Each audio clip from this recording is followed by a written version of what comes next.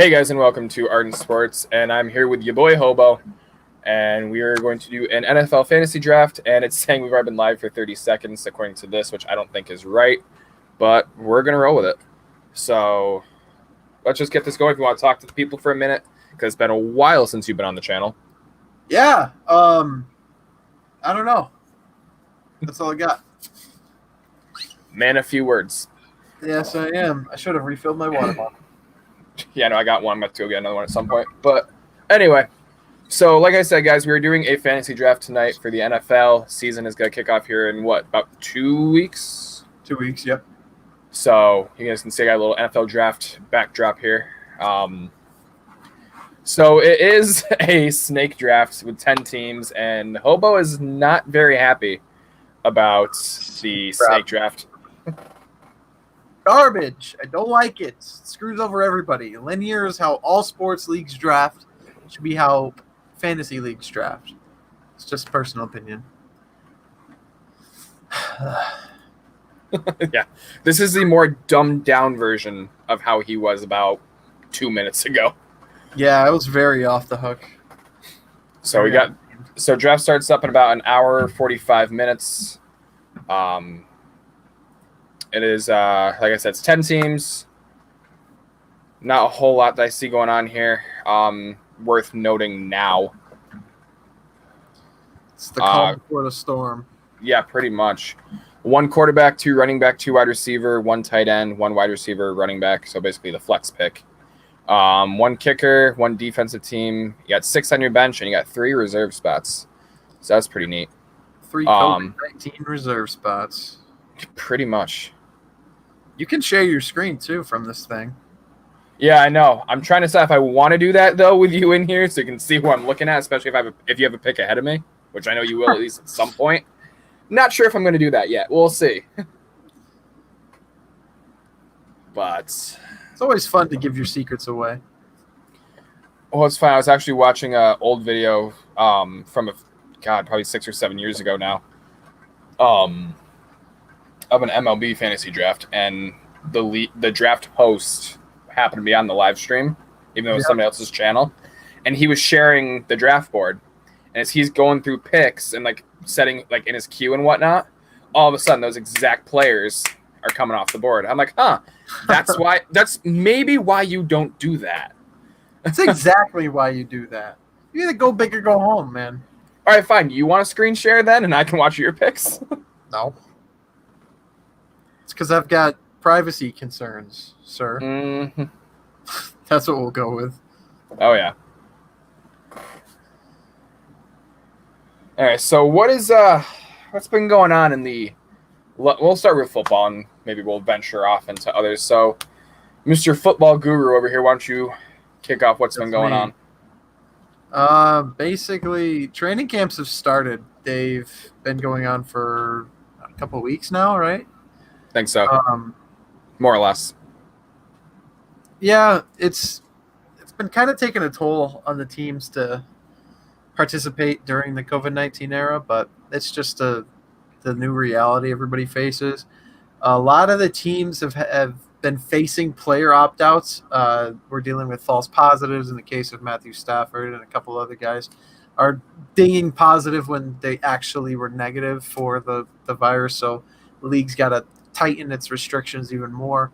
Like we see in the NBA, the bubble works. The bubble is an idea that works. But unfortunately for a 32-team league where every team, at least at this point in the season, has 90-plus men on their roster, it's hard to keep everybody contained in one area to try to limit people going out and doing extracurricular activities. And it's just going to be tough for right now. Right now, we're not even traveling. Like normally during the training camps, during regular years, teams would fly to other teams or drive or bus or whatever, depending on proximity, to do live scrimmages. And you can't do that this year. So teams are being forced to scrimmage against each other, which is, it is what it is. I mean, it's the people you practice against every day, so you know basically who you're going up against. But at least in the case of the New York Giants, we've already suffered a couple of injuries. We lost our second round pick for at least half the year. Xavier McKinney broke his left foot, and I'm not happy about it. Wasn't he also facing some legal issues, or is that was that somebody else? That's DeAndre Baker. Right. Going away for a long time. And going away for a long I missed the first bit of the draft. Who picked him again? Who? DeAndre Baker. Giants did. That was last year. That's right. That was last year's draft. Yeah. He got picked, and then he didn't play too much, if I remember correctly. He didn't play too well. I think he played all 16 games, but he wasn't Did really he? Maybe that's why I thought he didn't play too much then, because he didn't play worth a shit. But yeah, like I know, tying into baseball just for a second, like we had the Yankees themselves had, I think, 3 players that had false positives. But then there was also 3 players, DJ LeMahieu, Luis Sessa, and Aroldis Chapman, just on the Major League roster, that actually tested positive. 2 of them was before the summer ball or summer league, whatever they called it, even started. So they were able to get back by opening day or within a couple days after. But Chapman actually missed the first probably missed the first 3 weeks of the season, which really equates to about a third of the season, because they're doing a 60 game season. They're doing it in like 67 days or something like that. But I want to touch for a second on what you said on the bubble. It's a lot easier for not every team is there, for one. It's not like it's all 30 teams of, 15-man rosters plus their 7 coaches.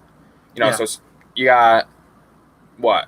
We're down to 6, 8. I think 8. Something like that.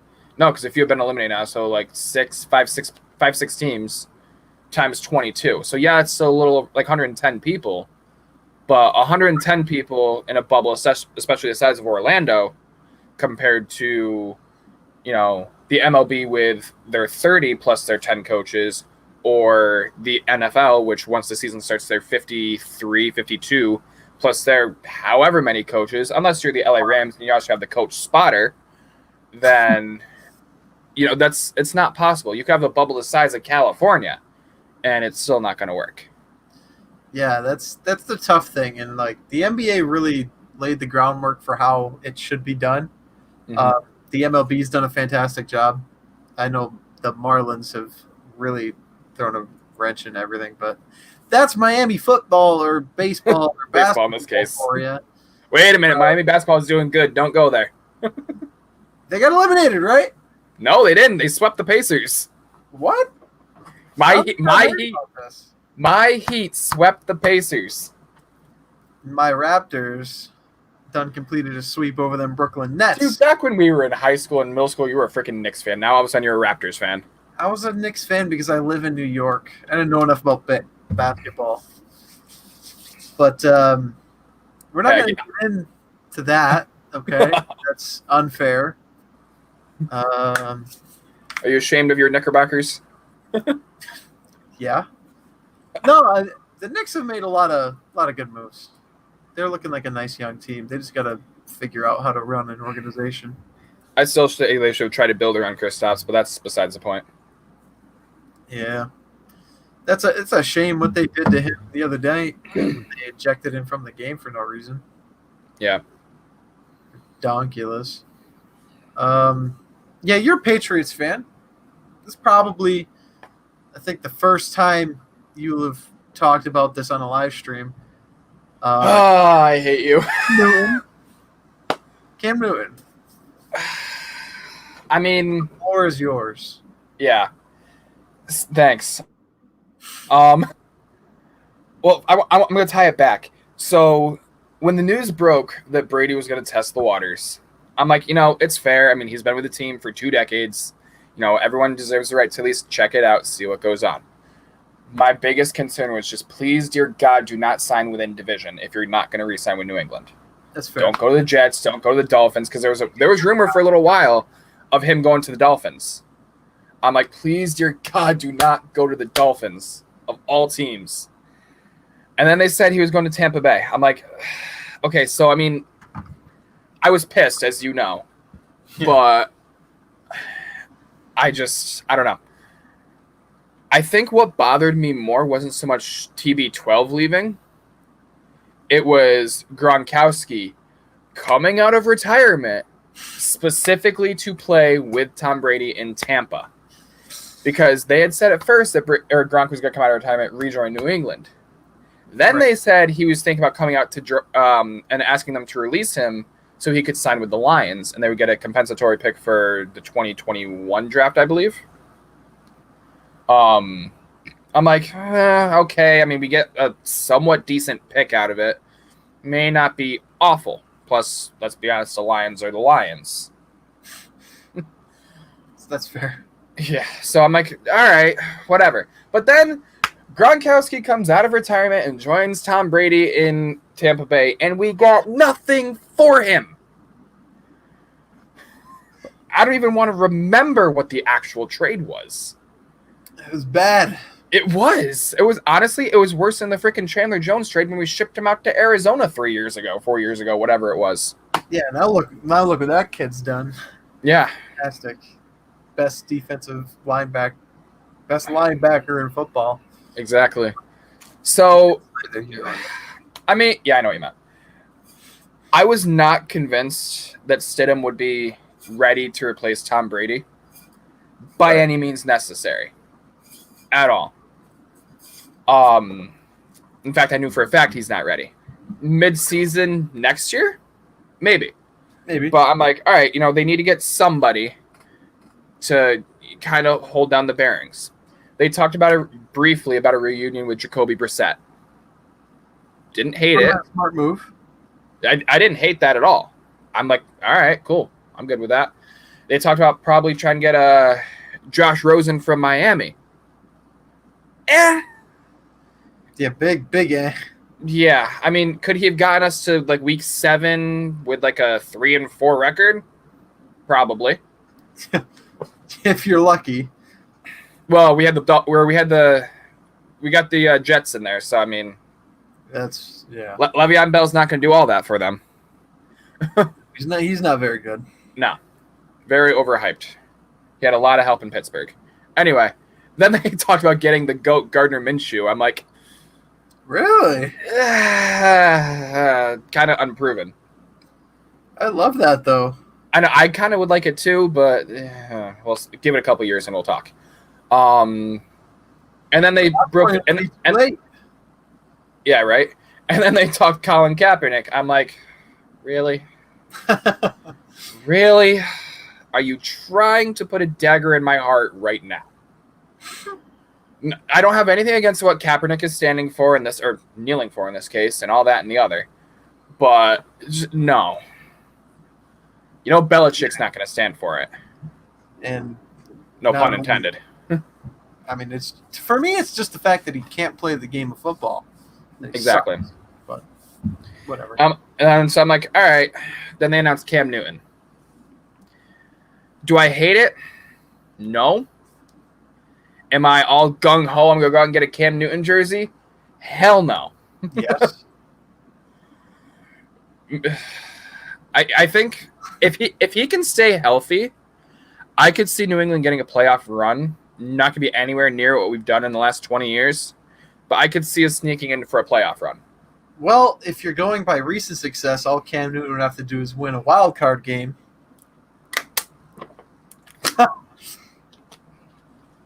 But I'm saying as a collective over the last 20 years. Why are you booing me? I'm right. But I think, like I said, if Cam can stay healthy, I'm okay with it. But hello, Thunder. Is that what I heard? Yeah. I didn't hear anything. I have noise canceling headphones on. Mine are for the most part, but I could hear a little bit of it. You're in Beats right now? I am. It's literally all I have that pairs with this computer right now, and the reason it pairs is because it has a cord. Oh, right, because that motherboard doesn't have a Bluetooth thing. Right. On it. I was going to use my AirPods, but that wasn't going to work. I think I have spare Bluetooth dongles. Maybe. Yeah, let me know. Anyway, but yeah, Cam Newton, we'll see. Anyone deserves a chance, honestly. I would have given Kaepernick a chance reluctantly, but I would have. You know, if Tebow wanted to quit baseball and come back to the NFL and try again with New England, I would have kind of given him a chance. No, they signed him once, and I almost freaking quit football right then and there.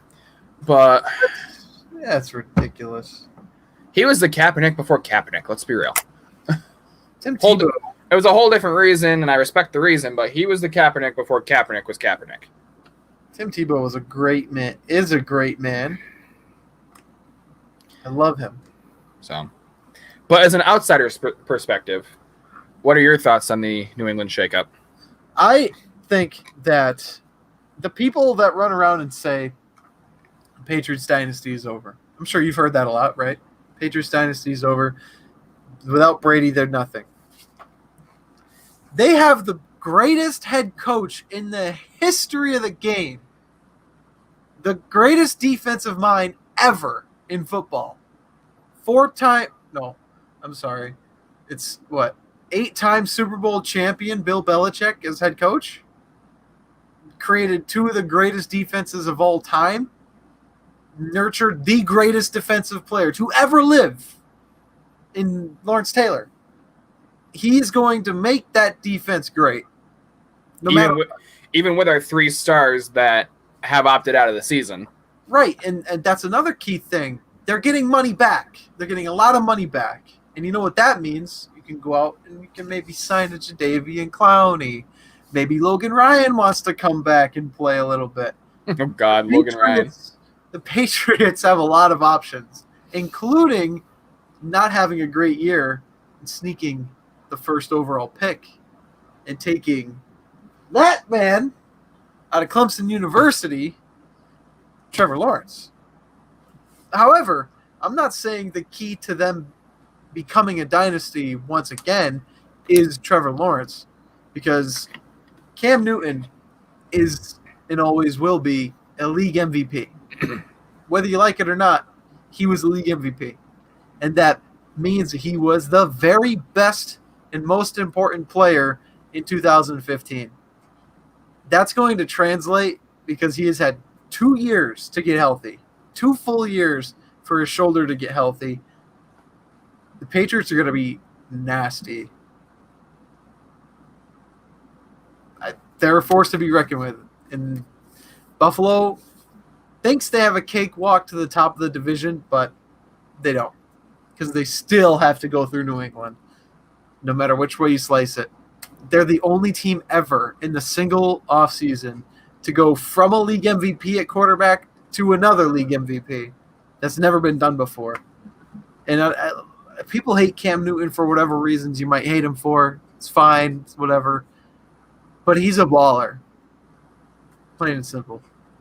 I don't know if you can remember, but his coming out game, his coming out party, was a Monday Night Football game against New England. So Bill Belichick knows him very well. And that's fair.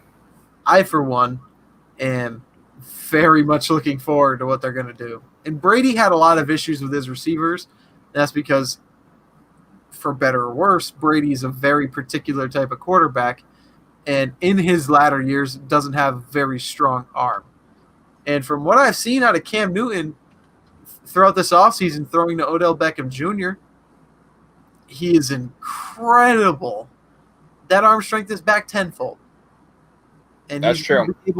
Him and N'Keal Harry, they might be the best quarterback wide receiver duo on the planet next year. I'm really looking forward to it. Yeah, I'm actually kind of looking forward to see what N'Keal Harry can do as well. Actually, I don't know if you remember this or not, but real quick, some comments going through. Johnny Talks Sports, you ready for some fantasy football? Cam Newton is a true Patriot. Kaepernick is a true Patriot. He's a better leader than Tebow. Johnny, check your email. I actually sent you a link if you want to pop up because you're another football guy, and I think you and Hobo would actually get along quite well.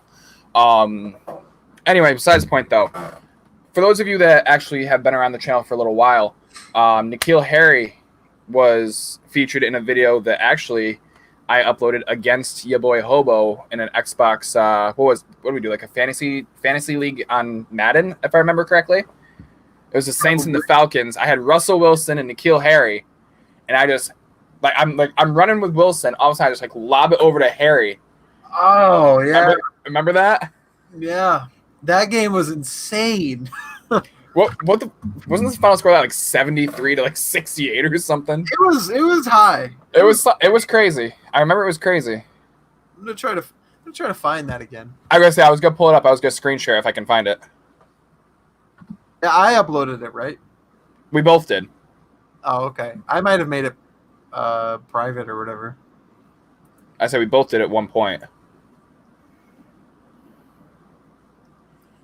Yeah, I think I made it a private video. Yeah, I got it right here. Sweet.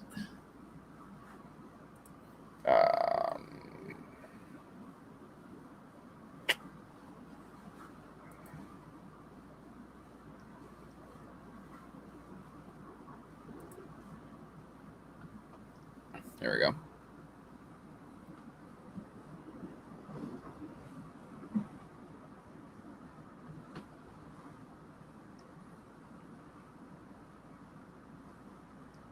Back when the Falcons uniforms were good.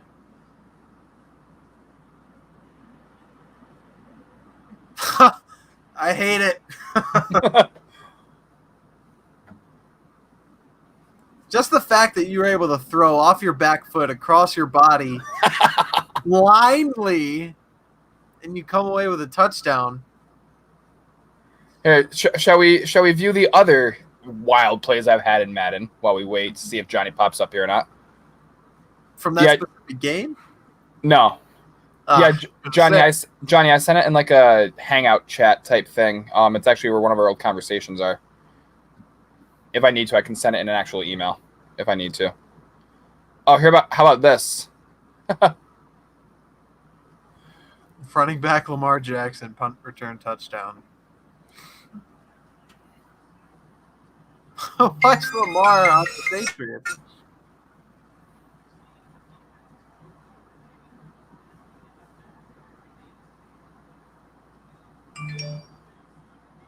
Oh yeah. He's just gone. He's gone. Oh yeah, Lamar Jackson.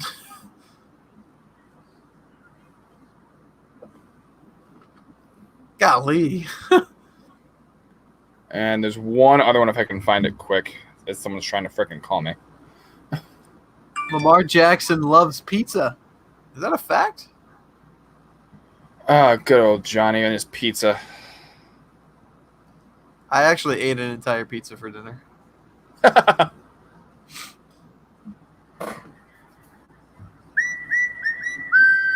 Byard, pick 6. From the goal line, little warp interception in the snow.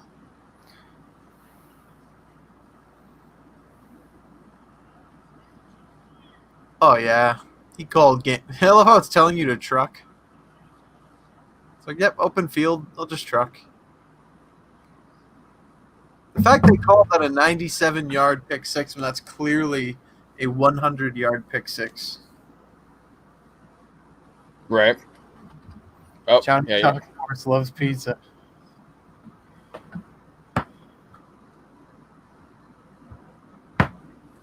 Pizza.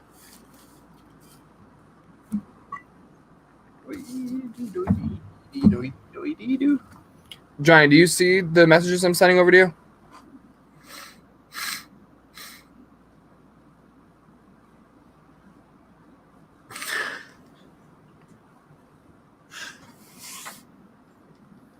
He's got to wear He's got to wear a football jersey. These are the rules. I don't make them. Yeah, well, I took mine off because mine barely fit. So. Yep. Bastard! Go put the Randy Moss one on. That one fits worse. I'll be right in. I got a few minutes. All right. So obviously he got it. Yours the only football jersey I've bought in the last like 3 years was my Brady Super Bowl 51 jersey. Poor guy. My quarterback will never leave. I'm waiting for like 3 years from now him to end up on like the freaking I don't even know Rams. It won't happen. It won't happen. Ends up on like the Rams or the Raiders or some shit. Raiders have their franchise quarterback. Do they? Marcus Mariota. I cannot believe like of all people I thought wouldn't change teams at least yet, like Tannehill and Mariota. Wasn't their choice, right? They were both traded. Yeah. Mariota was actually traded because of Tannehill. LPTstore.com. Jesus. We still got an hour and 20 minutes until draft. Neat. We've only been at this for about 25 minutes. But I want to touch on something real quick, and that's just hello.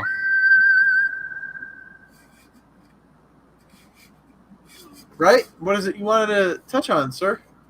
My boss texted me, sorry. With everything going on in sports, right, or not just in sports, but really in the world right now, it's nice to see athletes and just the leagues as a whole kind of coming together and,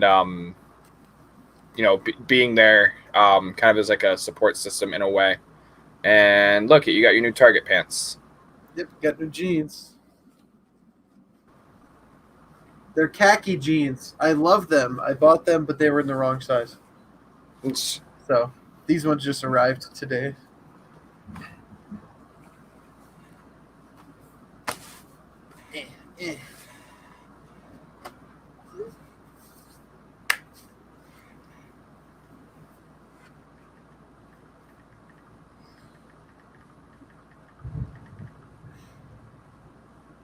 Wicked Thunder.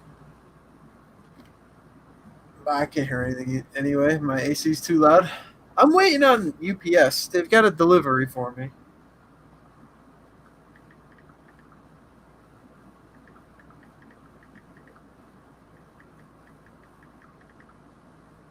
Those UPS bastards ruining my life.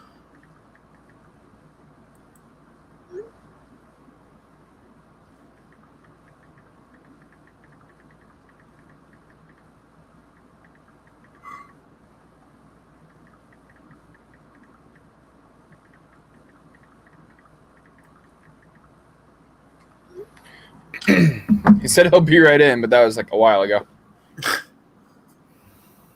So you want to do our inaugural way too early week 1 predictions? Not way too early. Oh God, I'd have to even look. I haven't even looked at the damn schedule yet. I've got it right here. We're gonna run through it right now. Just quick. Get it done. Or both put our foot in our mouth. Yeah, Thursday, September 10th. Arrowhead Stadium, Kansas City, Texans at Chiefs. Oh, that's a hell of a week 1. Yeah, that's Deshaun Watson and Pat Mahomes. Season opener, baby. As much as I love Deshaun Watson, you know it because you see it. I love it. He's my favorite quarterback in the league, not named the guy above him. I can't not pick Kansas City. Like, yeah, that way we can see your jerseys a little better. We'll close up on you for a minute.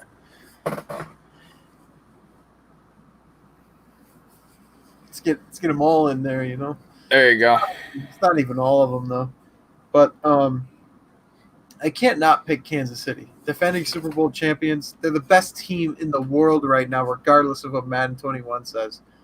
And I know I'm sorry, I'm not buying that game anytime soon. Anyway, I didn't. I got it for free. Bastard. I got it for free. What was I gonna say? Yeah. They're the best team in the world. Yeah, they don't have the best offensive line, and sure, they don't have like the greatest receiving core of all time, but it's all about that bad man, that quarterback. Patrick Mahomes is he's that dude. He always will be for them. That's true. That is true. In Houston, inexplicably trading the best receiver in the game for David Johnson and a bag of peanuts is undeniably the worst offseason move I think of all time. Any team ever. It's worse than Albert Hainsworth. You can't be shipping away the best player in the world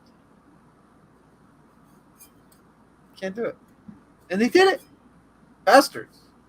Oh my God, they killed Kenny. You bastards. Oh. It's funny, at work the other day we were watching South Park.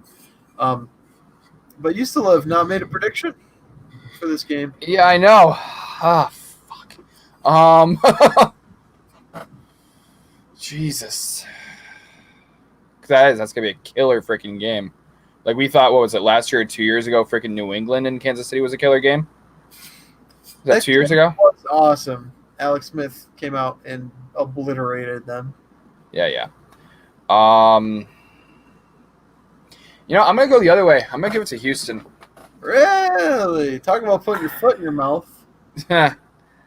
Call me crazy, but, I mean, think about it. Limited fans, I honest to God, think that Kansas City got as far as they did because of the electricity in the air in Arrowhead Stadium with that fan base.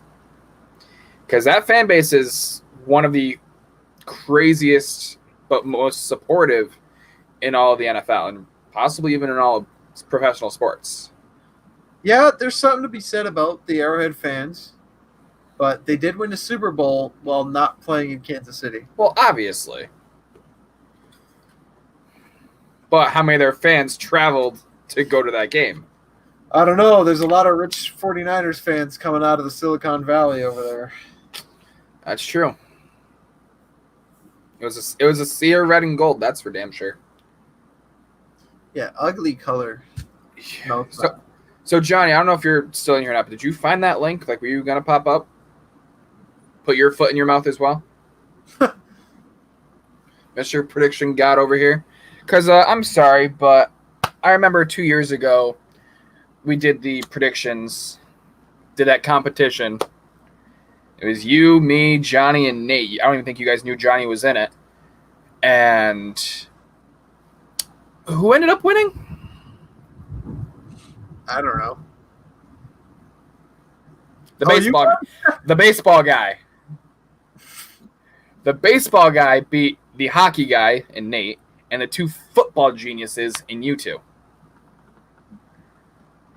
I forgot about football than you'll ever know, Zach. And you, sir. And is dead ass last. You, sir, were in dead last. Because I'm a risk taker. You are. I think outside the box, and I was way too high on Cleveland all year. I would not give up on the Browns. Yeah, you were about a year and a half ahead on Cleveland. I've been ahead on. If you go back and watch all my predictions, I've always been ahead on Cleveland. I say you've been ahead on Cleveland since we were doing these in high school, and that was what, 5 years ago? Yeah. But for me, yeah, if Johnny gets in here fast enough, we'll have him take a crack at Texans Chiefs. We can get a little unofficial week one. Even if he wants to put it in the freaking chat, I mean, if he doesn't want to pop up, that's fine. But what we'll do is we'll keep going so we don't have dead air, and then we can always circle back. Yeah, check your phone. Check. Did you send me something? No, I heard your phone vibrate. How did you hear that? I got great ears. Damn. That's why my friend had just texted me. And he'll be right back. Anyway, guys, so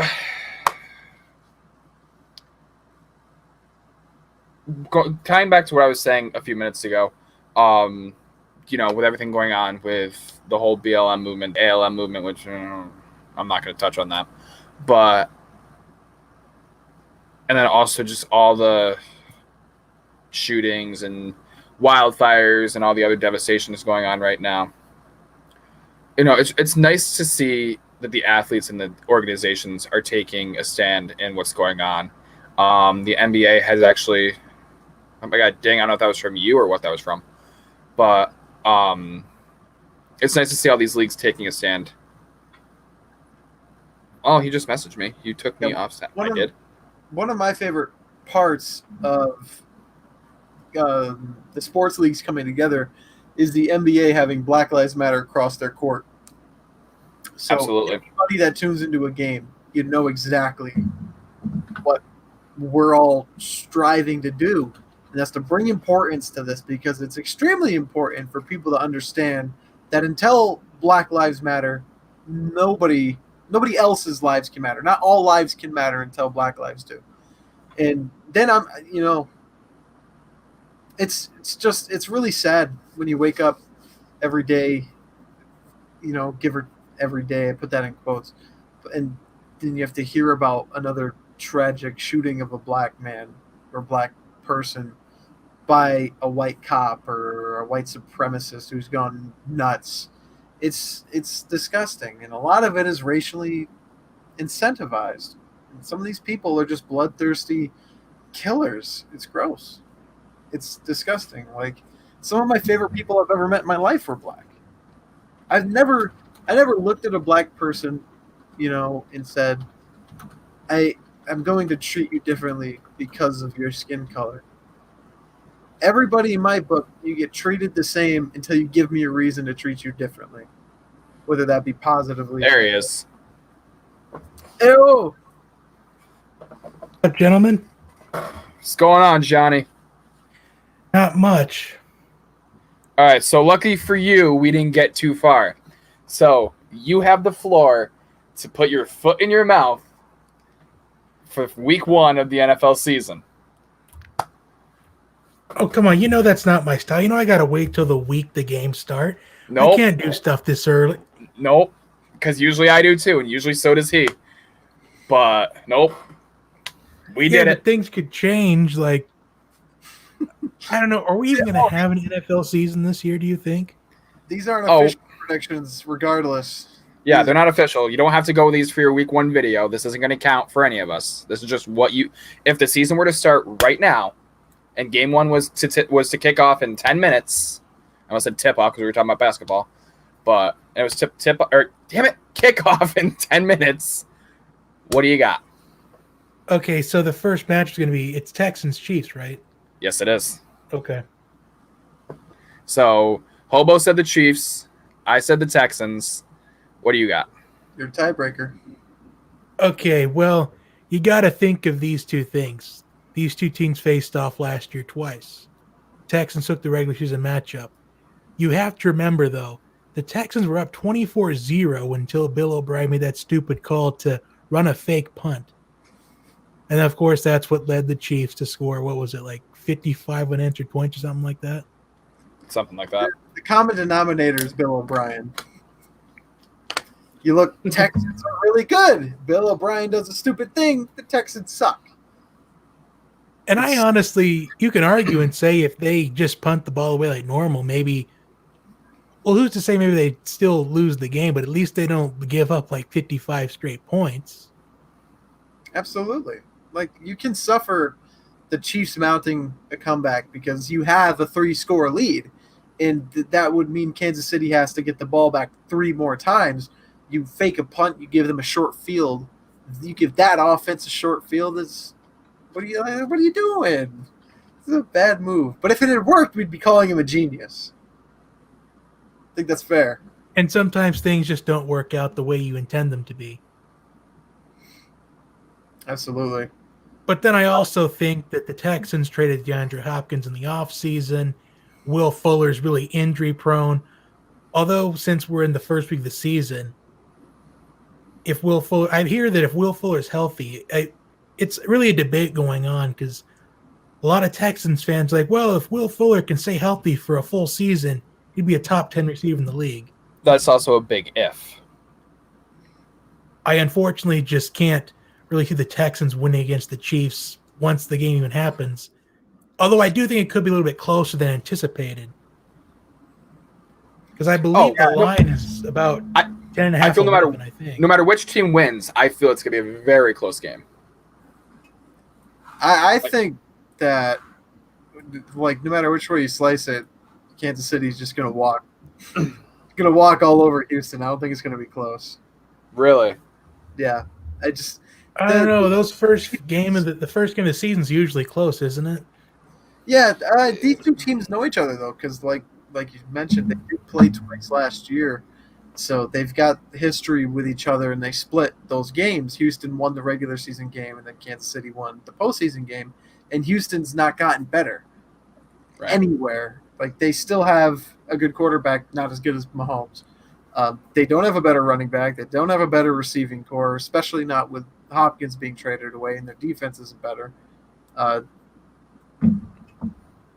They've only gotten worse. Kansas City. Yeah, and like you said, not the better running back. I mean, even with which Chiefs running back was it? I can't remember. Was it like Damian Williams that opted out of the season?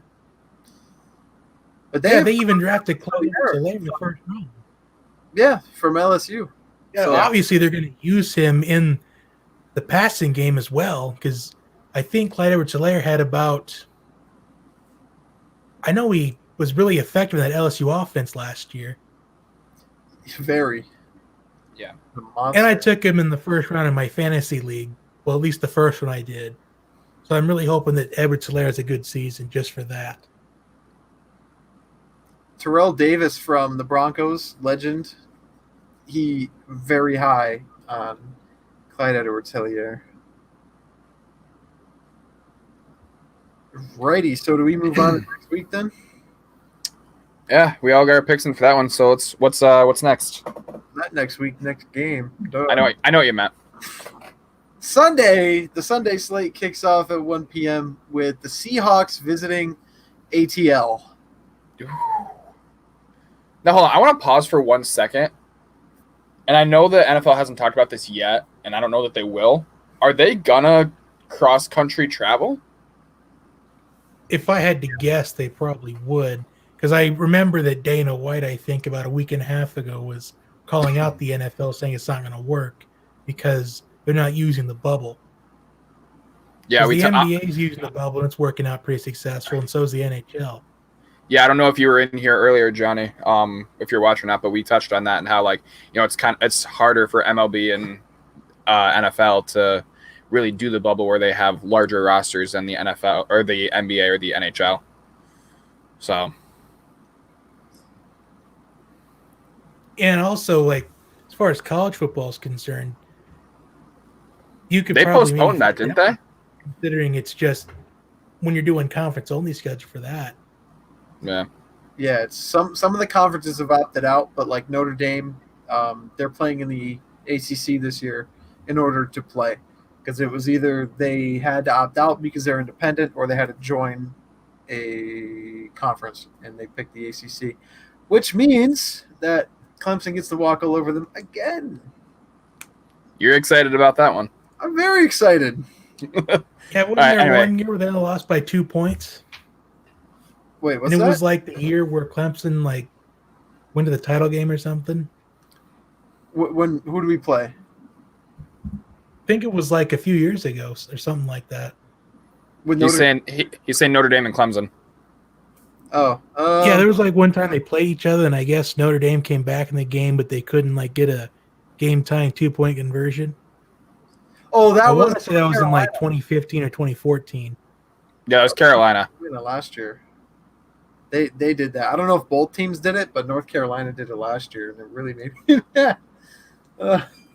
Yeah, your Snapchat story was fun on that one.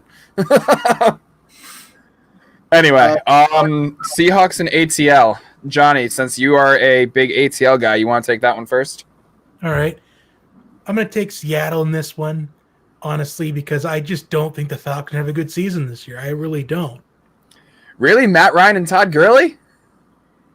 Oh, come on. Everybody knows that Todd Gurley's washed up. I mean, it's only a 1-year deal for a reason. Yeah. That being said, it is only a 1-year deal, so it's either he proves it or he's likely not going to play football ever again at the professional level. I, on the other hand, am going to pick the Falcons. I genuinely like what they have to offer on offense talent-wise, and I know talent doesn't always equate to performance, but you've got a very nice roster. That offensive line is solid. Todd Gurley, as we know, is, when he's healthy, one of the better running backs in the league. I'd say top 5. Matt Ryan is still a very good quarterback. I'd pick him over most of the quarterbacks in the league. I'd say Ryan's still top 10, but and definitely in that bottom tier of the top 10, like 8, 9. I'd pick him over Cam Newton. I've always been buying Matt Ryan. I think a freaking hobo would take freaking Matt Ryan over Cam Newton, but that's just me. a Hobo did take Matt Ryan over Cam Newton. Oh, I do got to say this. We got to keep in mind, because if I had to guess, I believe the first home game for the Falcons is going to be without fans. And you have to take that into consideration because there are many teams that use the crowd noise to their advantage to give them the energy they need, especially on defense. Funny, I was And just talking about that with the The Chiefs. Falcons typically do better at home, but with no fans this time around, I just can't see happening. Yeah, especially with that $1.2 billion stadium. They're going to eat a lot of revenue off of that. The league is allowing or considering allowing teams to pipe in fan audio, which is what the Falcons have been doing for years, or they used to do in the Dome anyway. But yeah, I think it's something like they're going to take it from Madden, just like the MLB took it from the show, and NBA is doing like the virtual audience, which I think that's kind of cool. So the virtual audience is badass. You guys probably aren't WWE fans, but they're doing this thing called the Thunderdome, which they have an arena in Orlando, and the entire arena is lined in LED boards. So it's like not just one big wall, it's every section and every row it escalates to more LED boards. They said they did like 1,000 for the seating, and you can register, and each one of those is a different person, like live on Zoom or whatever they use. So that's pretty. Yeah, because I know like tying it over to, as stupid as it sounds, reality TV for a second. I know a lot of like America's Got Talent and like stuff like that. I know they are doing it like through Zoom. Like you can actually sign up and you can be on an episode and you're in that live audience. It's kind of cool. And you're guaranteed like anywhere from 5 to I think like 20 seconds of screen time, which is kind of cool. It's pretty badass. Yeah. Anyway, going through my pick finally. Honestly, I feel like this one's kind of going to come down to the offense. In my honest opinion, neither defense truly stands out more than the other as far as key assets. Like, yeah, Seattle has a few good players. Falcons are the Falcons. They're not the team they were just a few years ago. 28-3. It's a low blow. Yeah, I'm still traumatized to it to this day. But I actually am going to go with Zach and take the Atlanta Falcons. I think that trio, if they can all be healthy and click quick enough of Ryan, Julio Jones, and Todd Gurley, I think they can definitely put something nice together and not necessarily walk all over the Seahawks, but I definitely think it'll be a 10-plus point game in favor of Atlanta. I don't know. I think this is one of those games that can go either way. Right. And I was going to say, just for the record, I'm not picking Atlanta because I think Seattle's bad. I think that they're going to be in the competition at the end of the year. Oh, yeah. For one of the best teams in the NFC. They're probably going to make it out of the divisional round, likely, and play in an NFC championship. I think they're that good, or at least Russell Wilson is that good. Oh, neither team is bad, but probably bad compared to like the Chiefs and the Ravens, maybe the Saints. Well, I would fucking hope so. Yeah, when you're talking about the elite teams in the NFL, there's not a whole lot of like there's the best teams and there's everybody else. Yeah. Which, speaking of everybody else, that leads us to M&T Bank Stadium for the Cleveland Browns and the Baltimore Ravens. Are you gonna go with your history, your track record, and take the Browns, Hobo? I am. Are you really? Why? Because last year in the season, in the opener, when those two teams met, Cleveland walked all over Baltimore. It wasn't even close. What Cleveland has to do to have a productive season, they've got Kevin Stefanski, they've got a new owner. It's a whole different team. And I preach this every year because they have a new head coach and a new owner every year. But I expect something. And it never works. This is fair. But I genuinely expect something different out of Kevin Stefanski. What he has been doing as an offensive coordinator throughout the league and as an offensive guy working in different systems, especially Minnesota. He was very instrumental in helping Kirk Cousins not look like a complete ass when he went to Minnesota. And I believe he was there when Case Keenum led them to an NFC championship, and Case Keenum's done approximately nothing since. Kevin Stefanski, I think he's got a total of 4 wins since then. it's not good. But Kevin Stefanski might be the reason Baker Mayfield takes his next jump. And last year, I don't attribute it so much to the sophomore slump as I do to a lot of overconfidence on Baker's part. You get Odell Beckham, you've got Jarvis Landry and Njoku and Chubb and Hunt and that defense. And now that defense has only gotten better. And that offense stays the same, but you can only go up from where they are right now.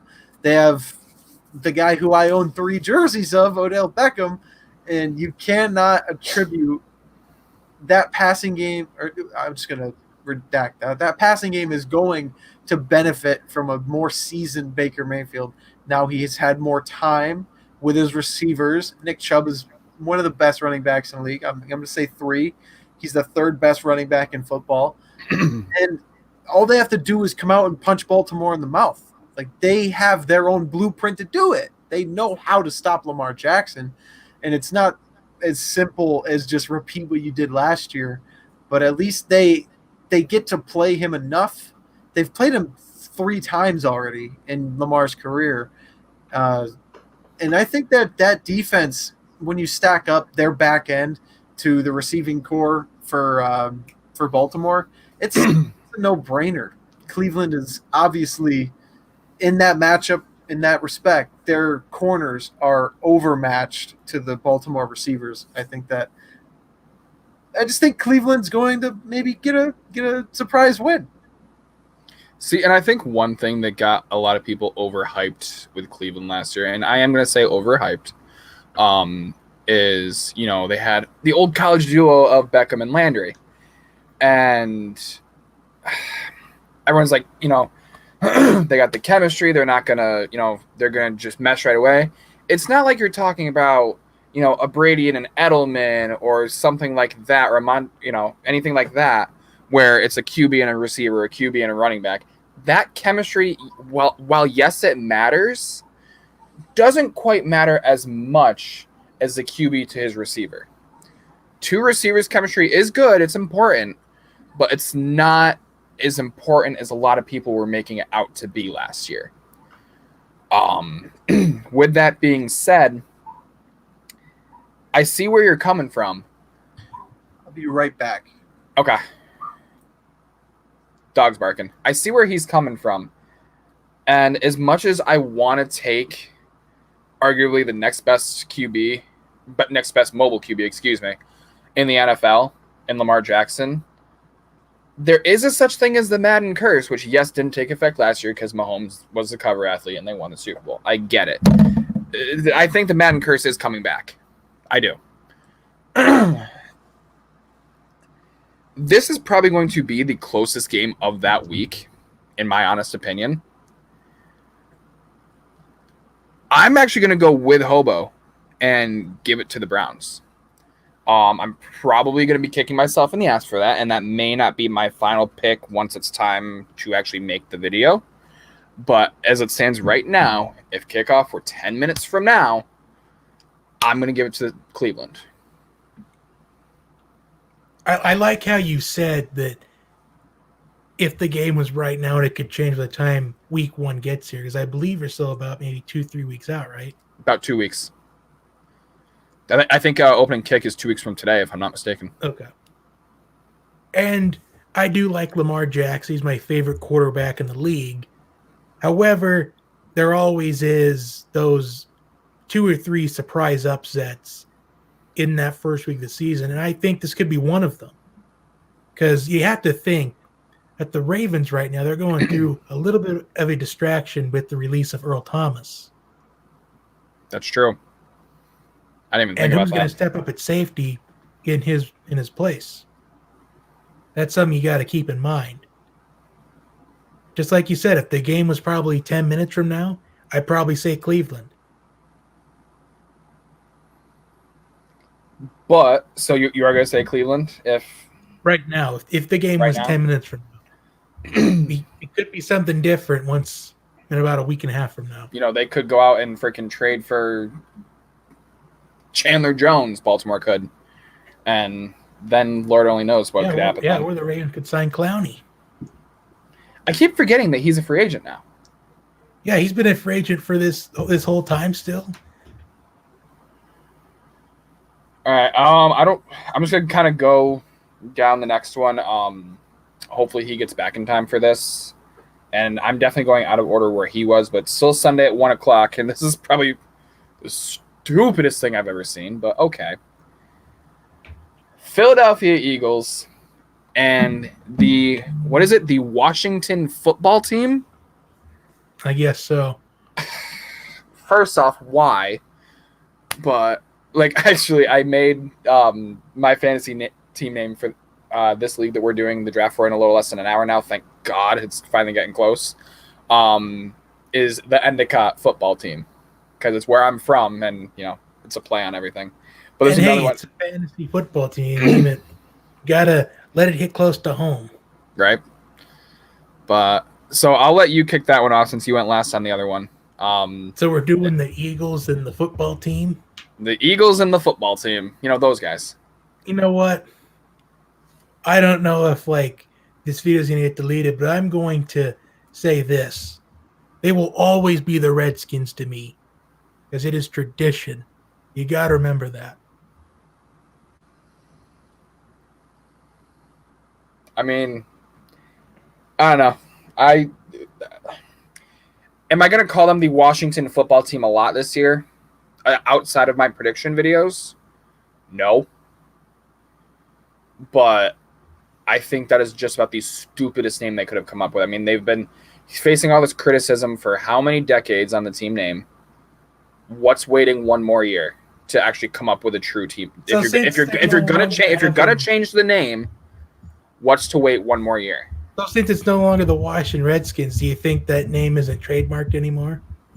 Because I was thinking about making my own Kickstarter company and calling it the Washington Redskins, where I do absolutely nothing.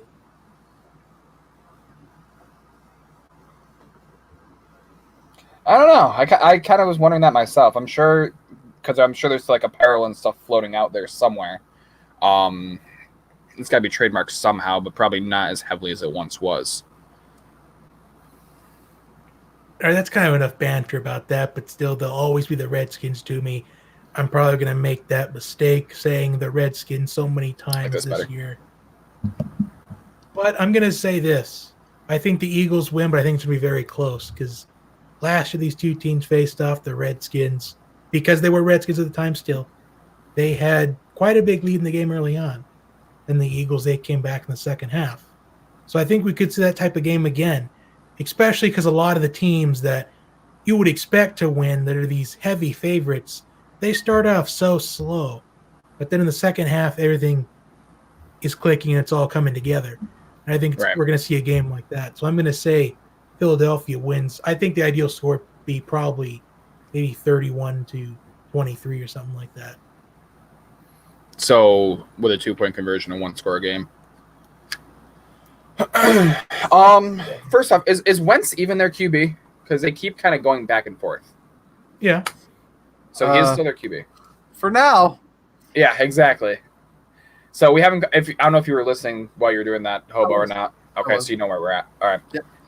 And that's why I wanted to lead off my just saying that I have to agree with Johnny. Yeah, they will always be the Redskins to me. For 88 years or however long it's been, they have played the New York Giants as the Washington Redskins. And for me, I've always grown up hating the Washington Redskins, not because of any race thing or anything like that, but it's just how it is. I hate the Cowboys. Do I go around looking at everybody who wears cowboy boots and hating them? No. It's just I hate the Dallas Cowboys. I hate the Washington Redskins. I hate the Philadelphia Eagles. I love bald eagles, for Christ's sake. America. But I gotta say I'm liking the Washington football team in this game. When you go out and you draft a quarterback that early in the draft in the second round, when you have your franchise guy who you traded up to get, was it Los Angeles that traded up or Philadelphia in that draft? The Jared Goff, Carson Wentz draft. Both of them actually traded up. They both traded up, but Philly, I think, traded up higher. Okay. I think the Rams went from, I think it was 15-1, and then the Eagles went from 8-2, I believe. Yeah, I think you're right. Actually, it's the Rams that went higher. When you use that kind of draft capital to trade up and pick your guy, and then not even 5 years later, you go out and you wait. I'm going to call it a waste. It was a waste of a pick. When you waste a pick on another guy who is, in my opinion, better, it's kind of a slap in the face. It's demoralizing. And so I don't know if Carson Wentz, it's either the one of the two directions. He's going to come out with a chip on his shoulder, pissed off, and he's going to run circles around everybody on defense for the Washington football team. Or he's just going to come out there and fall flat on his face. Although, could that have been a waste of freaking break his shoulder again? Carson Wentz's injury history. Could that have been a waste, though, when you think about it? Right. But that's when you go out and like you do everything in your power to keep Josh McCown. I know a 40-year-old that almost was wide receiver at one point. He was wide receiver. He was a damn good one. But he came out and like when you have a guy that gives everything to your team and he doesn't play bad football when you need him to come in, then I think that's kind of invaluable because you shouldn't be paying second round money for a backup quarterback. That's just the way I feel about it. Like if they were going to use that pick on something productive, then they should have bolstered their receiving core. I don't think the kid they picked in the first round, I don't even remember his name. Jalen Reagor. I think Reagor. Yeah. I think that was a reach too, considering that Justin Jefferson, I thought, was like the better guy. Plus, Jefferson already has that championship pedigree that many teams crave. Right. When you get the opportunity to play in a national championship, you want a guy like that. And to be fair, that can be said about Jalen Hurts because he's a championship level guy and Carson Wentz isn't. But I figured if they were going to go up and out of their way to pick Jalen Hurts, they might, or they should, give him a legitimate chance to start. But for all accounts, they went straight ahead and just where they told him right off the bat, you're the backup. And they let Carson Wentz know, hey, we're drafting this guy to be your backup. But I wish they had given Jalen Hurts a legit shot to start. I don't know. I think a lot of these teams are trying to mock the Saints by taking their Taysom Hill. I think this was the purpose of get your Taysom Hill. Because I'm not sure if the Eagles, if they had like an early third round pick, because Jalen Hurts and a third round grade was kind of what a lot of the analysts were putting him as. So I don't know if they would have had the opportunity for the draft to come back around. Because he could have still been taken. Right. And that's like the eternal question is if you take your guys at a reach, but could you have waited? You'll never know. But I personally don't think that he would have made it back around the board by the time the third round hit. Because the Colts hadn't drafted a QB yet, and they needed one because it's pretty obvious that they weren't going to take Jacoby Brissett long term. It was only a 2-year deal for a reason. I think Green Bay should have picked Jalen Hurts in the first. Like, if you're going to pick a quarterback first round to replace Aaron Rodgers, why not get the best one on the board? That's neither here nor there. It just blows my mind. I don't know. I think Jordan Love can pan out, though, especially if he's learning under Aaron Rodgers for maybe 2 to 3 seasons. Yeah. I think it can work out. In my Madden 21 franchise, for some reason unbeknownst to me, they started putting Jordan Love in at receiver. So he's got touchdown passes and touchdown catches from Aaron Rodgers. He's got catches from Aaron Rodgers and passes to other people. So, yeah. Maybe he's Green Bay's Taysom Hill if the trend continues. Hey, real quick, can you guys hear me? Yeah. All right. Yeah, so I bumped some and everything just went haywire. Yeah, it's using a different mic now, though. I can fix that. But yeah, did everybody get through that pick? I've got Washington. I took the Eagles in a much closer game that's anticipated because I would imagine the line could probably be close to double digits if it's not there already. I haven't really looked at lines yet, but I would imagine at least 3 of the 4 games we've talked about are probably double-digit spreads, Yeah. if not close to it. So Yeah, everything went crazy with me before I got mine in, but I am also actually going to take the Eagles. I can't bring myself to feel that the Washington football team are good enough. Wentz hurt or not, Wentz injury prone or not, freaking that whole team, whatever you want to call it or not, I cannot bring myself to say that they can beat a 3-year removed Super Bowl champion Philadelphia Eagles team. I get a lot of those players aren't there still. Well, not a lot, but a good chunk of them aren't still there. But I cannot. The Eagles still have my favorite quarterback room in the NFL because when you read it, it's Wentz Hurts. Yeah. But I am going to take Philadelphia in that. All right. Rock on. Orchard Next. Park. We've got the Jets and the Bills. This is gotta be pretty easy. So my kryptonite.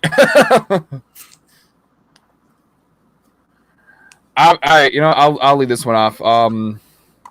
I'm definitely taking the New York Jets in that game. Hell no. Oh. Hence me shaking my head no. They had us in the first half, not gonna lie. Yeah. But I'm obviously taking the Bills. I mean, Sam Darnold ain't shit. Le'Veon Bell ain't shit.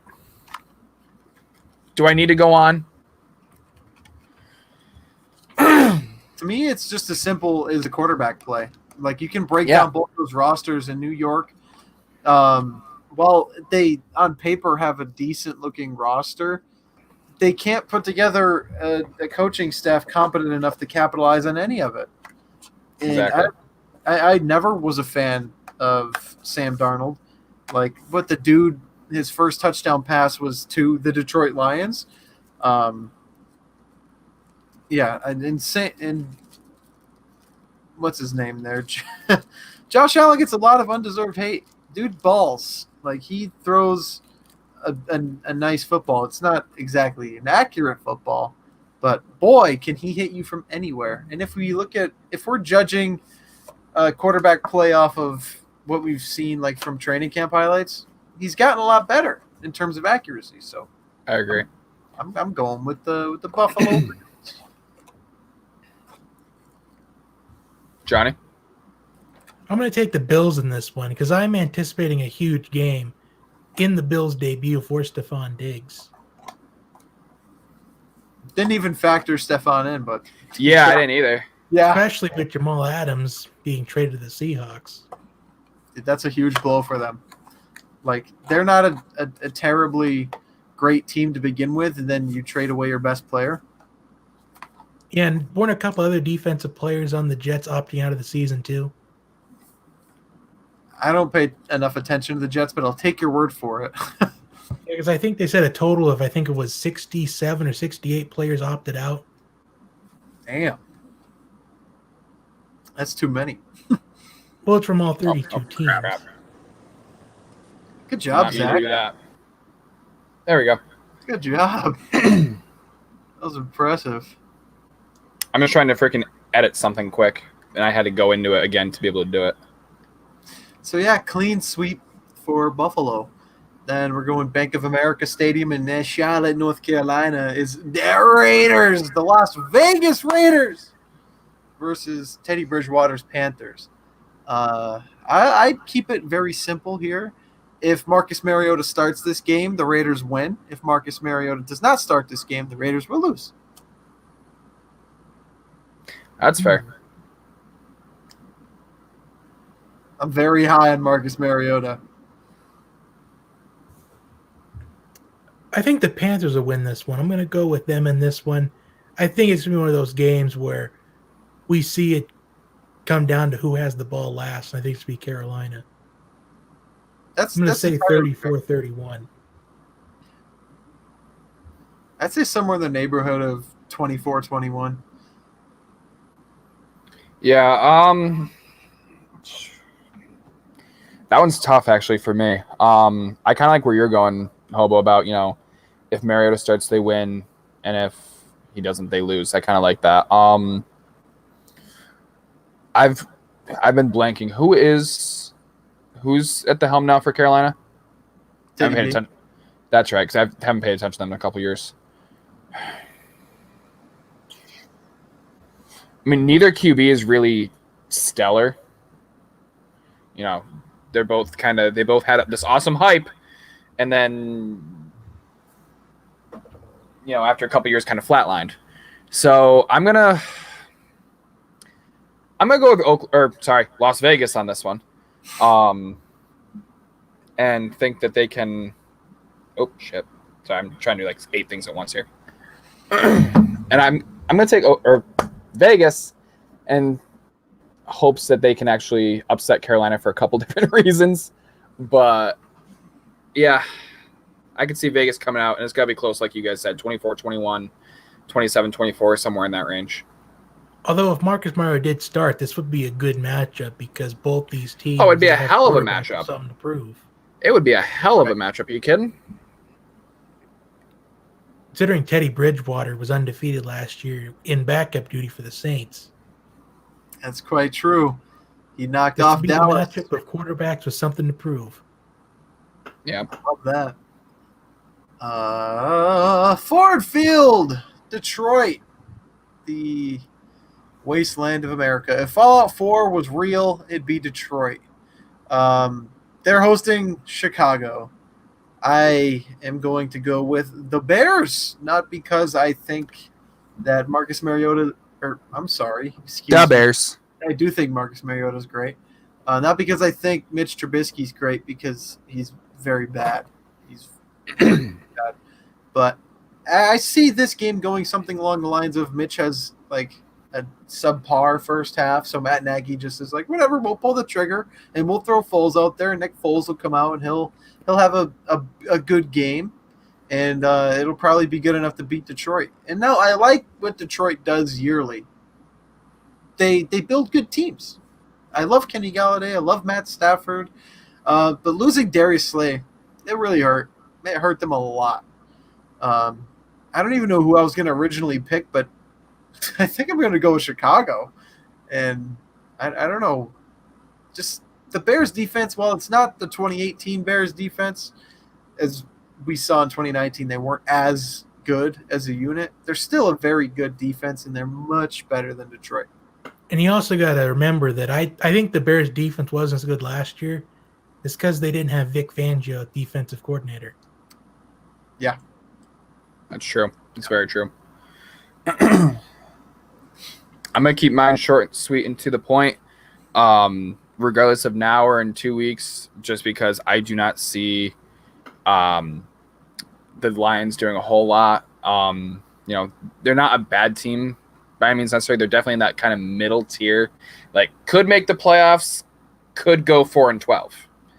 So, for that reason, I'm going to take the Bears. It is kind of hard to say with the Lions because, like you were saying, they're either going to go to the playoffs or they're going to go 4-12. I think Matt Patricia is on the hot seat. I think this is a year to prove yourself for Matthew Stafford. And it does depend on the quarterback situation in Chicago. Because I would anticipate Nick Foles at least getting playing time, maybe not necessarily starting week 1. But as what you're saying, Hobo, that Trubisky will probably play subpar, mediocre, and then they get Nick Foles out there. But I think it's going to be too late when they take Foles. I'm going to go with the upset here. I'm going to take Detroit. Yeah, I can see that. I can see it being too little, too late to put Foles in a game where you're already down by 2 scores or 3 scores, and there's only a few minutes left. But what was his contract, by the way? Was it like? Isn't he still under contract like the Jaguars or something? Like under that kind of contract still? Yeah, he's still on his 3-year, $24 million contract. He signed that with the Jags. Did he sign that with the Jags, or is that the one that with the Rams? Let's see.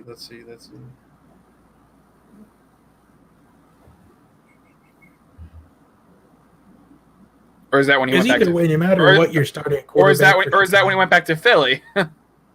Yeah, I don't really see Chicago doing much this season because either way, you're going to be facing some guilt depending on which quarterback you start.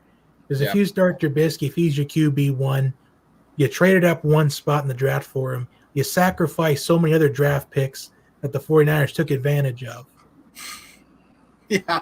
And if Yeah, you they start Nick Foles, you're pretty much just relying on the contract he's still under with Jacksonville.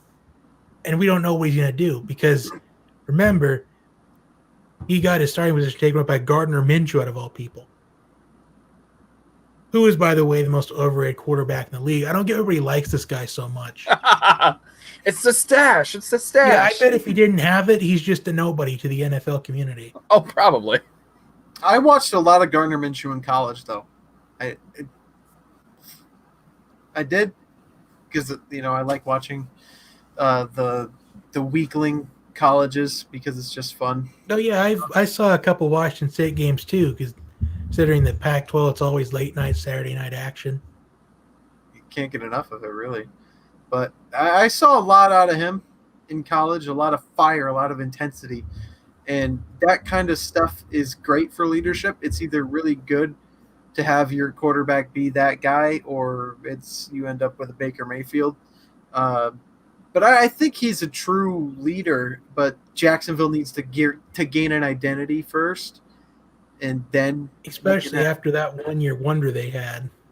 Yeah, won the AFC Championship game. That really hurt because they thought they were the best team in the AFC coming out of that season. They didn't do anything in the offseason to make themselves better. No, they thought they had the next season in the bag, thinking, "Oh, no other team in the AFC is going to get better." And then you have Jalen Ramsey crying and begging for a trade. You have Leonard Fournette that probably is going to be asking for a trade at the end of the season, if not the trade deadline. Yeah. I mean, Fournette hurt his own case because he hasn't been the same since his rookie season. No, he hasn't. He is definitely one player who had a great rookie season, like you said. Hit their sophomore slump, just down. So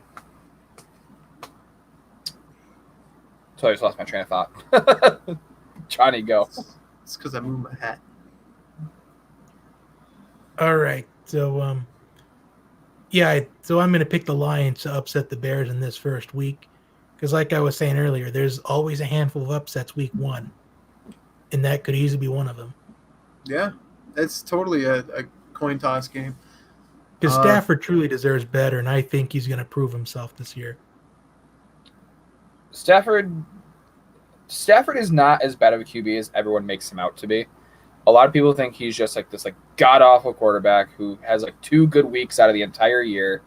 And where half of his stats are probably because of Calvin Johnson. Was just about to bring that up. They call him Stat Padford for a reason. Well, stats are good in the fantasy world, but sadly not in the NFL. I'm a huge Matt Stafford fan, so I don't understand the criticism. Really? You're a Stafford fan. Where's his jersey on your wall then? I've looked. I have scoured the eBay for it. Don't worry. We'll get one eventually. TIAA Bank Field in Jacksonville, Florida. The Phillip Rivers and the Colts take on Gardner Minshew and the Jaguars. Now, wait a minute. Is it going to be Rivers or is it going to be Jacoby Brissett? It's Phillip Rivers. Brissett's this freaking QB2? Yeah.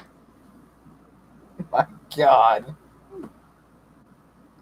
And we signed Cam fucking Newton.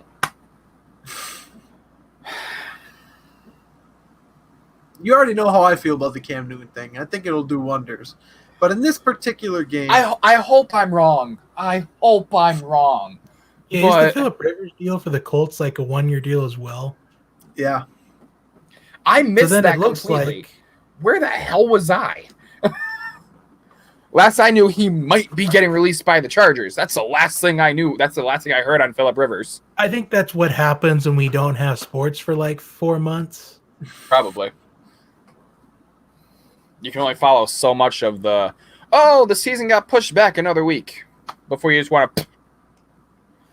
I'm going to do that regardless. But Yeah, I'm going to pick. I'm going to pick Indianapolis in this game. As much as I hate the Indianapolis Colts for reasons we won't get into here, genuinely hate the Colts. Yes, I remember this. Phillip Rivers is a baller. Like, he's not the best quarterback in the league, but he goes out there and he gives you everything he's got for good, bad, and different. He'll throw 11 interceptions, but if he's not going to go out there and continue in one quarter, to throw the ball around like he's never thrown an interception before in his life, he's your guy. And I love what he brings to the table. And that offense is better than the one he had in Los Angeles. As much as I like Mike Williams and Keenan Allen and Eckler and those boys and formerly Melvin Gordon, I'm just a big fan of the solidity. Is that a word? The solidness of the Indianapolis offense. That offensive line is great. That'll do him wonders. Not being under pressure every drop back is going to help tremendously. Nyheim Hines is going to be a fantastic running back under a quarterback that knows what he's doing and knows how to command an offense. And T.Y. Hilton's always going in, year out balling. And now he's got a great Hall of Fame, potentially, quarterback. It's true. I kind of got to roll in the same boat as you. Because we just got done talking about the Jaguars just a minute ago and how they're not really all that. They have a lot of work to do to get back where they were. What was it, 2016? No, it wasn't 2016. It was 2018, 17? 17. 17. Yeah, that's right. So it was the season after we graduated. I'm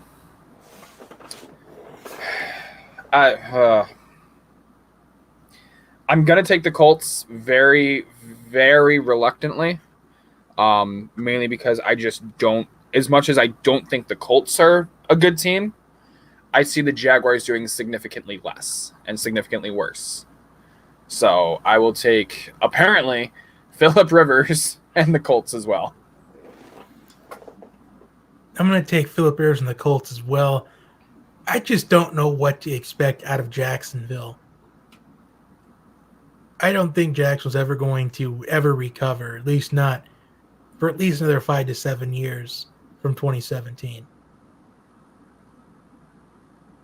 Yeah. And it's pretty common to see. We see years of trying to get back to where they were last when they were doing something well, and all of a sudden it feels like they're back to square one where they were to begin with. And I could see the Jaguars being the next victim of that, if they're not the next victim of it already. Exactly. And just a side note, Zach, the draft is able to be entered. Sweet. And Liam got done saying at the door before he walked out that if he got the number 2 draft pick, he was going to storm back into my house and curse my mom up and down. You know what pick he has? Wait, don't tell me. I'm loading up right now. Don't even tell me.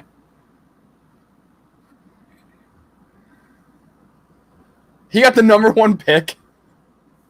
I don't even know what pick I have yet because it won't load. It won't load on Edge for some reason. Yep. Tell me you got 5. I want to be real mad. I wish your mom got 5. No, she cheated. So ready for this? It goes. You ready? Oh, you got 10. I got 10. That's why I'm like, yeah, I can live with 10. I can live with 10. It's Liam, Rob, Joey, Jake, Mary, Nate, you, Nick, Paul, me.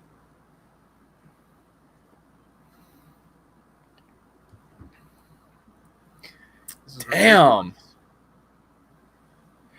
I think my mom rigged the draft. Dude, well, what is this? You do want to be toward the middle of that draft when When it's a snake, That way yeah. you're waiting for the equal amount of time. Like, you don't want to Yeah. be like first, because you take one pick, then you're waiting all the way to like pick, let's just say, since it's a 10-person league, all the way back to like 20 or 21. So you're waiting nearly 20 picks to pick again. Right. Oh, Jesus Christ. It's 15 rounds. Lord Go have back quick mercy. if everybody's not on auto draft. Well, and even then, after, I guess, 2 auto drafts, I think then they just they flip you automatically. Like, it takes like 5 seconds, and oh, poof, there's your player. Yeah, it should do that. Anyway. I think it's less than that. As soon as you get auto drafted, it's just right when it's your Well, turn. no, because it needs to register. At least the first round, it gives everyone like a chance to get there. Yeah, and So. then I think after that, it's just you're automatically on there. Yeah, like Liam still needs to get in there, Jake still needs to get in there, Nate still needs to get in there, Nick still needs to get in there, and Paul still needs to get in there. So Jake basically, is the fourth pick, poor guy. basically half the league still needs to get in there. Dude, your mom and Nate are in like prime position, and I hate it. I'm right there. I'm what, 7? Yeah, Leagues aren't won on draft night; they're only lost. true. Ooh, I like that. All right. Anyway, while we have time, next. The next game would be on on my list. Would be Green Bay and Minnesota. I feel like they have freaking week 1 every year. Which is good because those games At are least somewhere early in the season. Yeah. Wait, I'm sorry. Time out. Who is? I want to just do a different team for a second. Who the hell is the Chargers starting quarterback? Justin Herbert. I thought Coach Anthony Lynn was saying that Tyrod Taylor's QB1 heading into the season. Oh, I that's think fair. it was said back on draft. I don't even see Tyrod Taylor number 1. I don't even see Tyrod Taylor on the roster. Oh, there I he is. respect that. Yeah, I found him. Green Bay, Minnesota, huh? Where are they? Minnesota. In Minnesota. I don't know. Should it matter like where it's at, like with the factor of that, considering that many of these teams are going to be playing without fans for like the first half the season, if not the entire season? I mean, it still could play a little bit of a factor, not nearly as much. Damn. That's what happens when you're up since freaking 3:30 in the morning.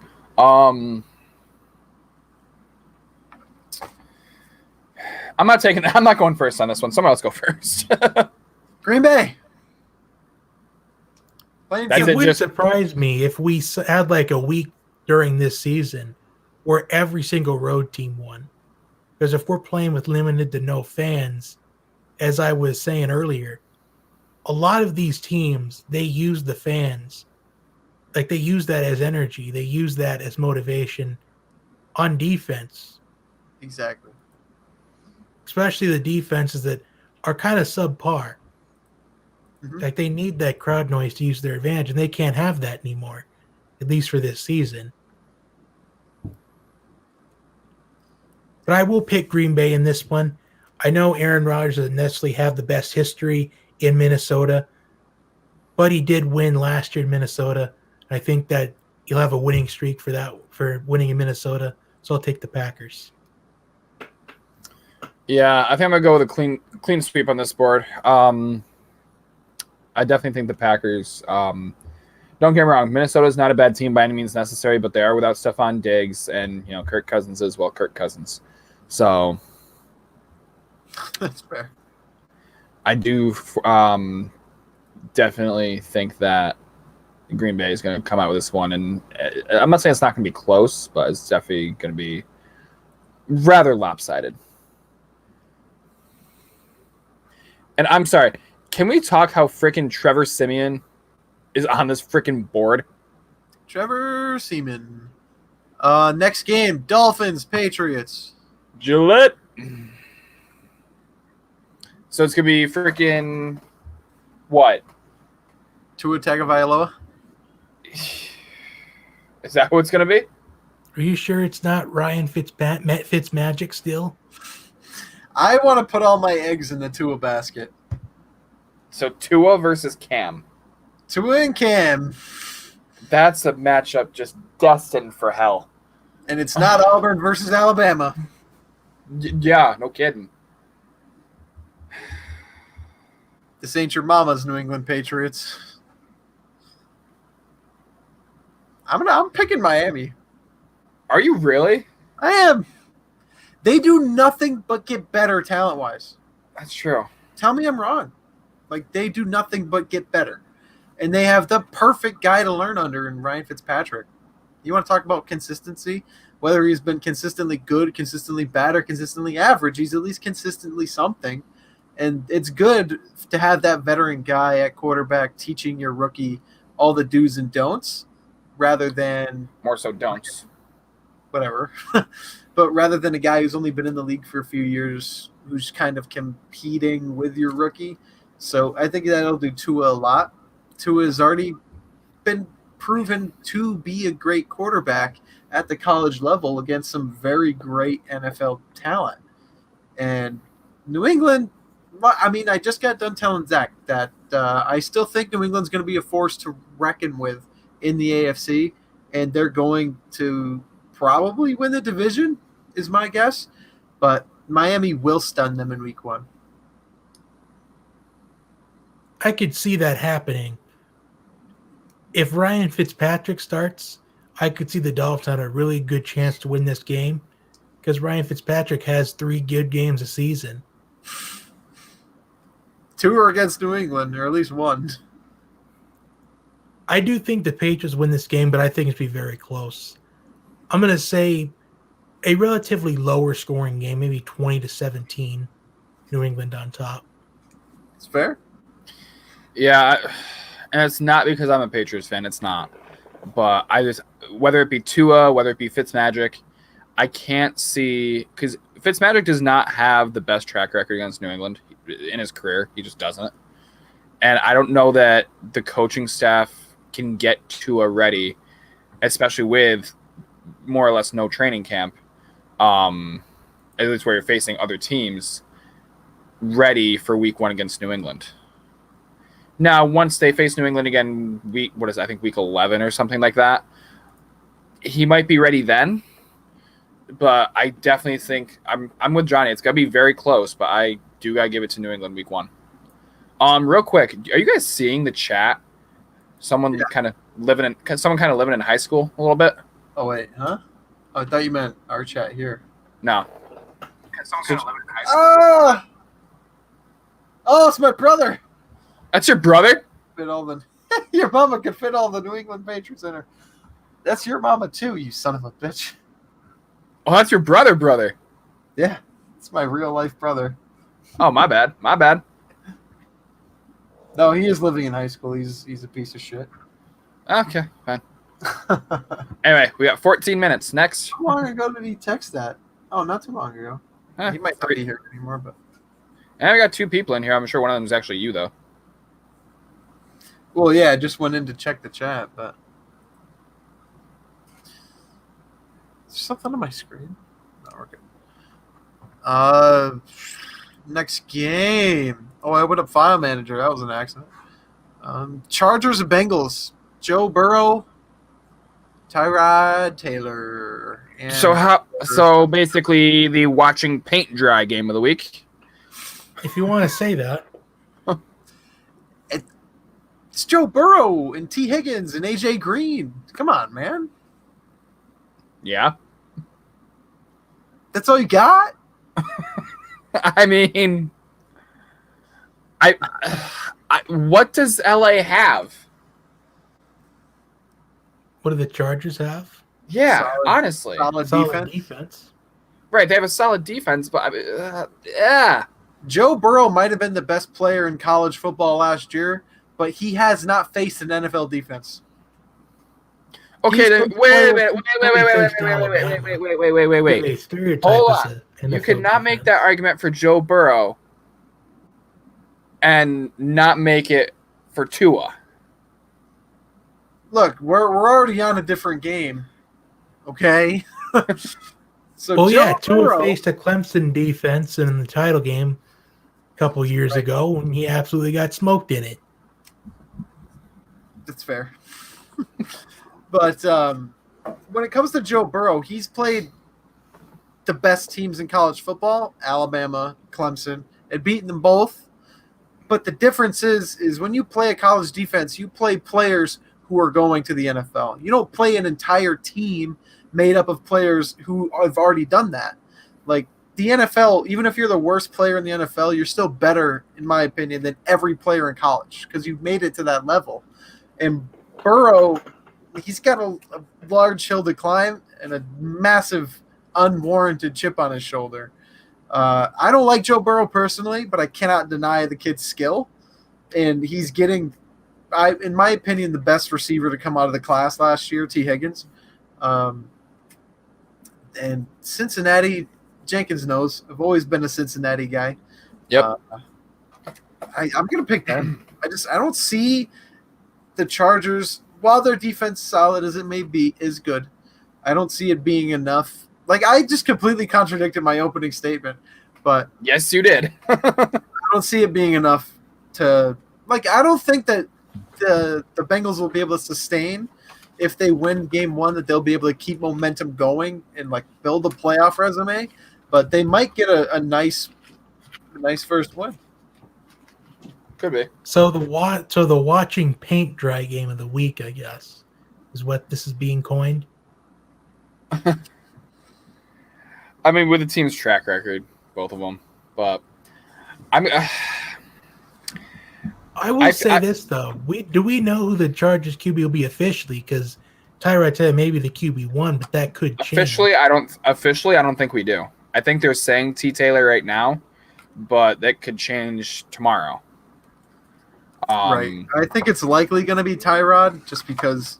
But at the same time, that's saying much, though. Honestly, I mean, Tyrod Taylor, yeah, he was decent in Buffalo. He's decent in Cleveland when he played. But, I mean, he's not a Jimmy Garoppolo. He's not a Cam Newton. He's not a Tom Brady. He's not an Aaron Rodgers. Right, and he won't necessarily have to be in this one game bubble Right. that we're putting him in. Right. And I think I'm going to take the Bengals in this one. I think I am too, honestly. I feel overall that the Chargers are, I'm not going to say they're a washed up team, but they're a more experienced team, a little bit older, not as versatile.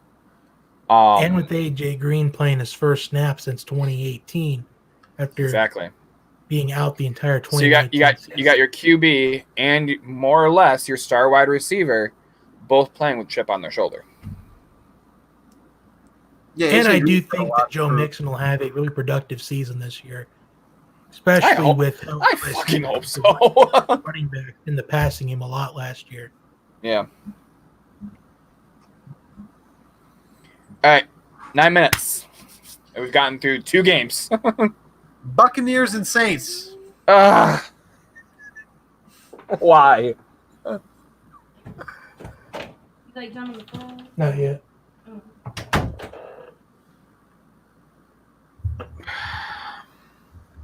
So how many games we get there? We get about I think we got about half of them, right?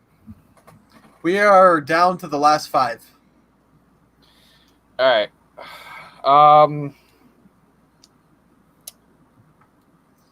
So if we pound these out, we can do the whole week. Well, someone go, because I got to look something up first. Tampa Bay. Really? I'm not sold on Michael Thomas. And outside of that, I don't see the identity of that offense.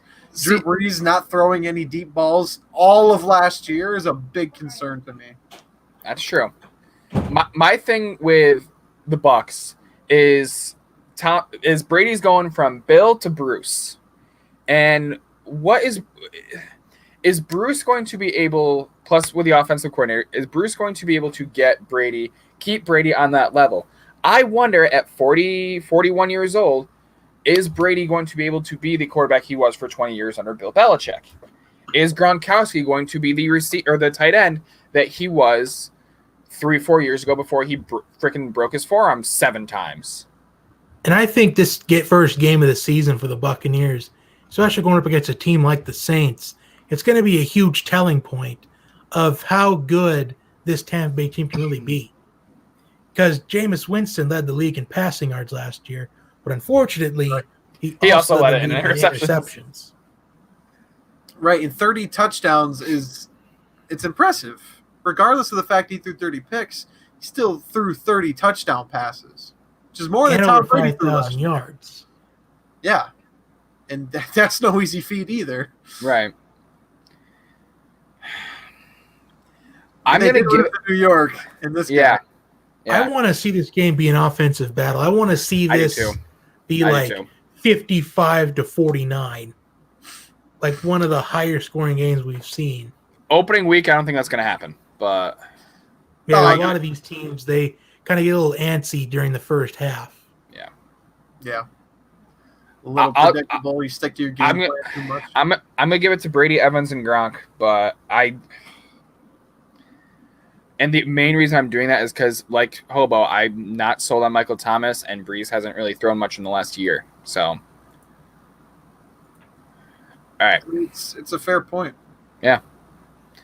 All right, we can do this. 6 minutes, go. Next up, Cardinals 49ers. I'm picking Arizona. Wow. That could be one of the upsets, but I just can't pick against the 49ers, especially with the success they had last season. They were about 12 minutes short of winning the Super Bowl last year. This 49ers team is hungry. I think the 49ers, they win this game. However, I'm going to say very close. I'm going to say maybe 23-17. 49ers lost DeForest Buckner. They lost Emmanuel Sanders. And they lost one of their running backs in that three-headed monster they had going. That's three critical pieces of your team. And when you look at Arizona, they've got DeAndre Hopkins. They got Isaiah Simmons. They've got Budda Baker. They've got Kyler Murray. They've got Larry Fitzgerald, like blanking on his name. But they got Chandler Jones. They got Patrick Peterson. They've got one of the league leaders in They saw Peterson, right? Thanks. Yeah. Patrick Peterson. Not Adrian. Or they don't have Adrian anymore, but no. But Arizona, I think, is going to be scary.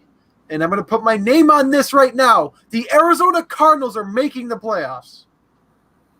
You know what? I'm going to switch mine. I did not realize just how much the 49ers lost. And while Jimmy Garoppolo is one of the better younger QBs of this time, of like the next generation of quarterbacks, I got to give it with Kyler Murray. So I'm switching mine. I'm going with Arizona. I'm going to stick to my pick for now. For now. All right. But I'm sure, like, once it's time for the week one predictions, I'm sure half my picks are going to change. I should be making note of all of ours and just see how many change. Anyway, all right. Next. Sunday Night Football on NBC. It's Cowboys Rams. Is Prescott playing? Yeah, I'm taking Dallas. Even though Dak Prescott has a losing record against teams with winning records and a winning record against teams with losing records, the Rams are just a shell of the team that went and got embarrassed by New England. Scored 3 points in the Super Bowl. Is this in AT&T Stadium or is this in the SoFi? LA? SoFi. Okay. I never, ever pick Dallas, but I gotta. I think this is one of the harder ones of the week. I think this is going to be, when we look at the NFL schedule, this is probably going to be the second biggest game of the week behind Tampa Bay and New Orleans. But I'm going to pick the Rams in this one because if you recall, I believe the Cowboys, they tend to lose a game early on in the season. At least they did in Dak Prescott's rookie year where they lost the first game of the season. Then they won on a big winning streak. I could see that type of thing repeating. So I'm going to pick the Rams in this one. Although you can literally flip a coin on this game. Yeah, pretty much. Hit it. The next game, Monday Night Football. We finally come to New York. It's Giants hosting the Pittsburgh Steelers. I was like, yes, Yes. As You know what? Giants fan, I'm not leading this off. You know what? My hatred for the Giants is pure. You know that, Hobo. Yes, we cost But- rings in an 18-0 season. My hatred for the Steel City is stronger. And even though I don't like to make my picks on a bias, the talent Daniel Jones has, the talent Saquon Barkley has, is undeniable. So for that reason and that reason only, yeah, I'm giving this to New York. Foot in mouth now. There's Eli and Cruz and Tuck and Pierre Paul. All right, And we got there's 60. Jordan All right, we got 60 seconds. You guys go. All right, I'm going to take the Giants here because I do think that first round draft pick of Andrew Thomas, I think it's going to open up some running lanes for Saquon Barkley, and with Ben Roethlisberger coming back from an ACL injury. I believe that's what it was. Or was it something else that I'm thinking of? But either way, Ben Roethlisberger coming back after missing most of the 2019 season. I think it's going to take him about a week or two to get more adaptable into that Steelers offense again. So I'm going to take the Giants in an upset. And he's taking the Giants. Okay, we're done. Oh, there's one game left. Oh, that's right. There's 2 Monday nights. I forgot. Last one, Titans, Broncos. I'm going with Tennessee. Tennessee. Where's this game at? Is this in Mile High or is this in Tennessee? Mile High. I'm going to take the Broncos in this one. You and your home team bias. Not really home team bias, though. I know. You got to think about Mile High. And with the Broncos are used to the altitude, the Titans necessarily aren't. So I think that altitude will come into play in that one. That's just in. Liam is on the clock. All right. Here we go. Johnny, you sticking around or? I'm going to head out. Thanks for having me on. I appreciate it. Johnny, good to talk to you as always. We got to do this again. Yes, we do. Absolutely. All right. Good luck to your drafts, gentlemen. Thank you. Yeah, feel free to send them to me. Will do. Liam went Lamar Jackson, number 1. Wow. Well, Liam just lost the league, then it looks like, because you don't take a quarterback first. And somebody went Barkley number 2? Yeah. How was McCaffrey at 3? Freaking Barkley. McCaffrey just went 3. McCaffrey just went 3. Yeah, I And bet who whoever's got in picked fourth? that third position, they got a steal out of that. I can't see the. Oh, okay. Jake's on the clock. Yep. So Liam took Lamar. All right, Rob good luck, took guys. Barkley. Thank you. See you, Johnny. McCaffrey.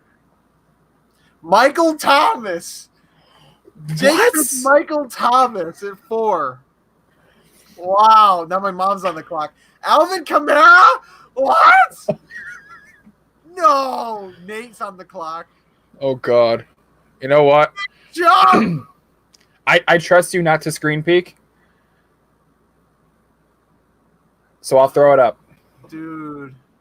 I trust you not to screen peek, so I'm going to throw it up. I know everybody is waiting for me to pick because everybody knows. Oh, man. Jesus.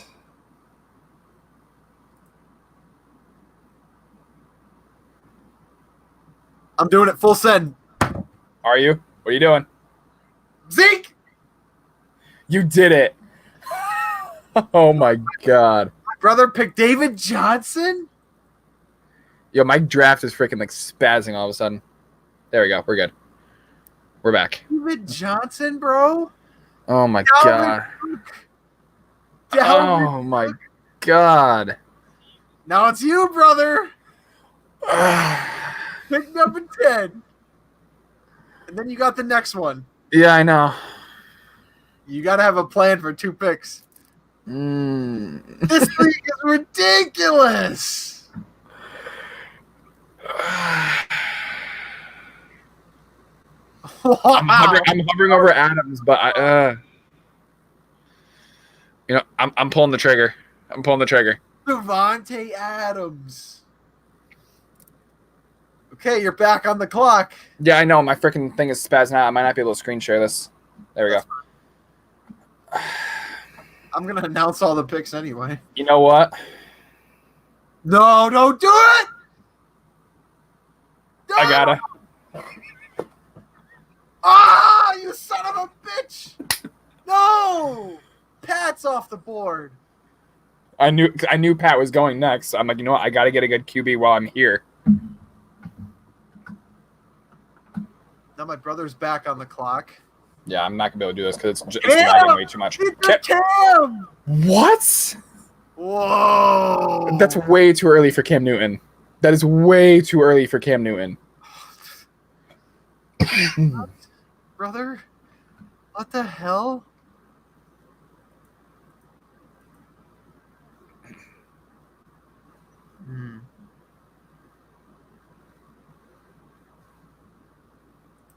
Come on, Mr. Russell Cincinnati. Wilson! I knew it. I knew it.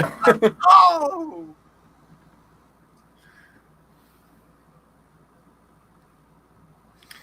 Yeah, grab Daniel Jones as your backup.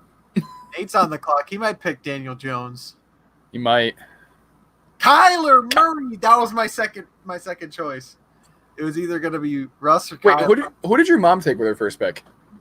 Alvin Kamara. Oh, No, Jesus. she's back. She's back on the clock. Let's watch. I know she is. Let's watch her bungle this up. I say, how do you support Alvin Kamara? Freaking. I don't even know what's on the board. I say, I mean, QBs went pretty damn quick. She's gonna pick Dak Prescott. Freaking ranked 59th.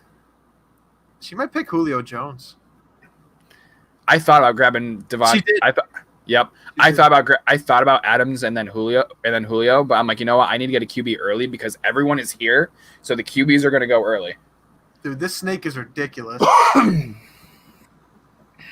Dude, me, Liam, Nate, and your mom are like in decent spots. I went from having 6 picks until I picked again to 13. I'm up in 12. I really hate Snake. I do too. Tremendously.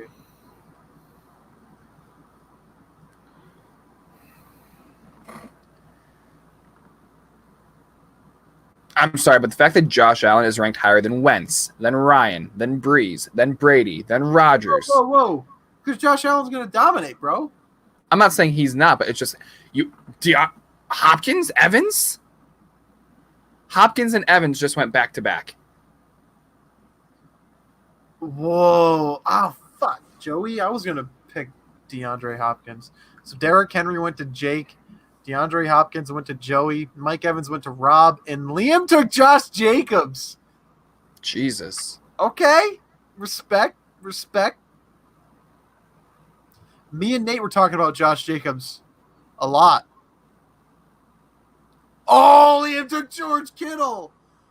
Now you know what that means. Travis Kelce's coming off the board. Rob's going to pick T. Kels. Jesus, am I really have to go for a freaking tight end this early just to get a decent one?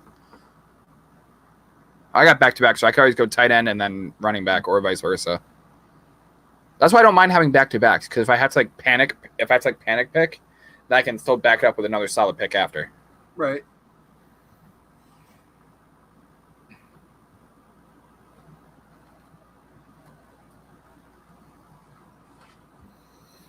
I think that storm's pretty much over. Yeah, I knew it wasn't going to be bad. Come on, Robbie. Make your pick, bro. He's done it in 10 seconds. You wasted 50 seconds, Rob. Let's go. Tom Brady. He did it, the crazy son of a bitch. Okay. All right. He's got Mike Evans and Tom Brady. It's Saquon. Tampa Bay much? My Lord. You gonna go for Gronk next? If Joey's smart, he'll pick Chris Godwin. Well, he's already got Hopkins. I mean, you might as well overkill because wide receivers get you a lot more points than tight ends typically. Typically, yeah. Unless you're George Kittle or Travis Kelce. It's true. Or on a good week, Evan Ingram. Whoa. You don't talk. There goes Kelsey. I don't know about that for him. That's a solid looking team. Grandpa Joe's. Charlie and the Chocolate Factory.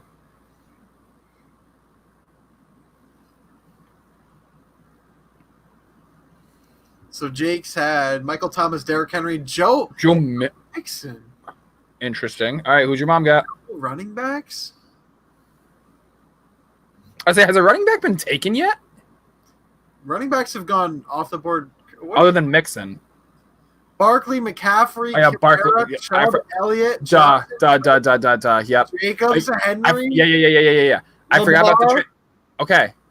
I forgot that it went basically from freaking all running backs to all QBs like that, and I only remember the QBs. This is what me and Liam just told my mom. Like, this league is going to get screwed up because people are gonna one person's gonna draft out of order, and then everybody's gonna fuck it up, and that's what happened because Liam picked Lamar. No, there's number 1 pick. I guess figure you gotta wait 10 more picks. You might as well pick the number 1 player on the board. True. Even though he wasn't, he was like down in the 20s. Ingram just went. Damn it.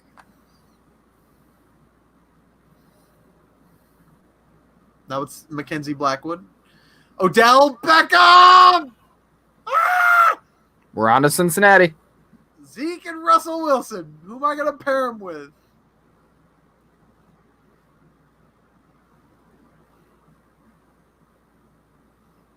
Jesus.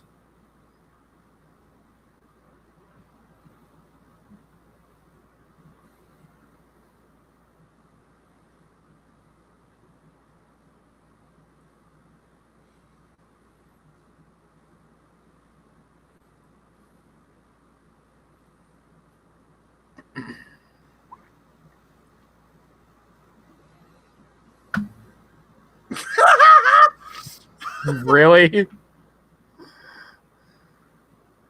Juju? Ew. Tyreek Hill, he's questionable. I figured I'd get Aaron Rodgers on my back half where I have less picks. Yeah. That way I could turn around and God.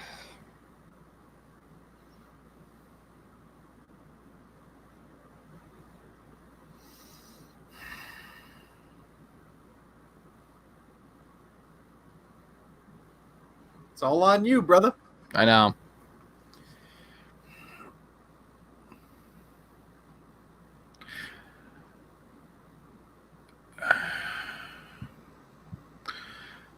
I'm going on a limb here.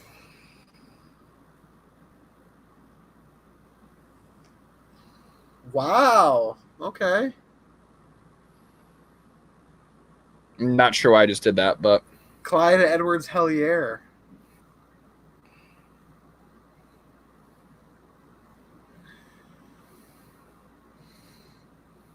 now can I trust Mr. Philadelphia to not get hurt?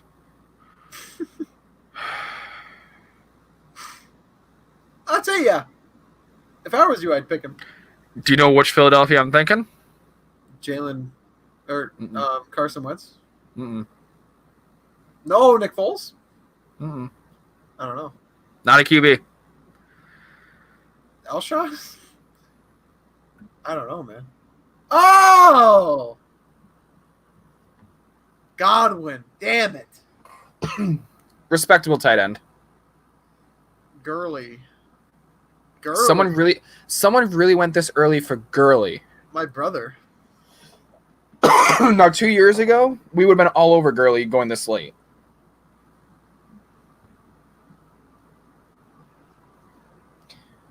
I'm sorry, how is Dak still on this board? Because he's bad.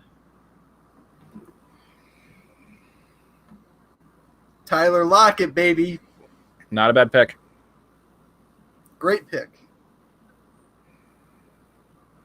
Nathan. Watch him get Jarvis because he's a scumbag.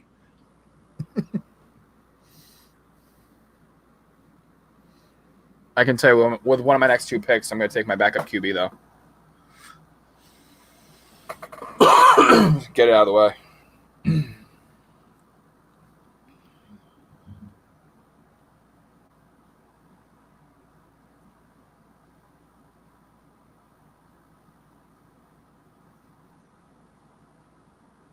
Austin Hooper.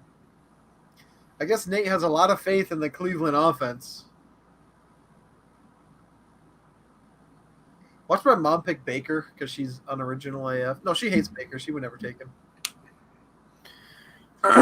She might pick the Giants defense because she's too dumb. See, it's way too early for defense. Way too early for defense. Defense shouldn't go until the 11th round. Even that could be a little early, honestly. Could be. I remember there was one league I did a few years ago. Oh, Jake just went to an auto pick, and so did Rob.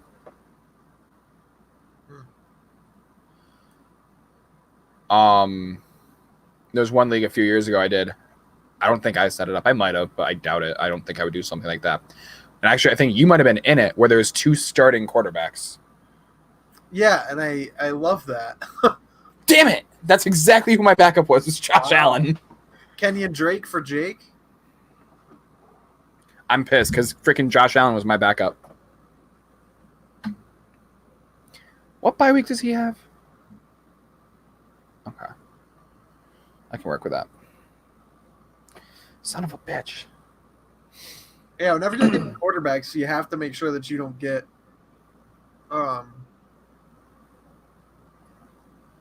Same bye week? Yeah. Oh, yeah. That's one thing I always keep an eye on. I try and make it to like where my like star players, like my elites, don't have the same bye week. Right. Unfortunately, I've got Lockett and Russ, but on the week that I don't know. If any week I don't think Russ is going to have a great game, then You got Rodgers as a solid backup.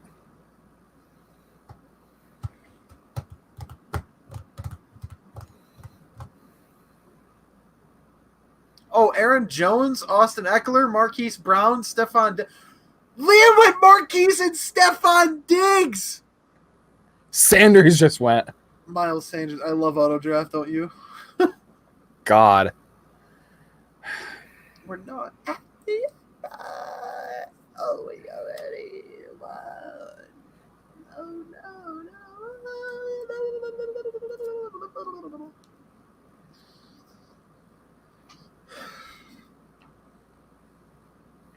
I'm sorry. If someone drafts a kicker before round like 8, I quit.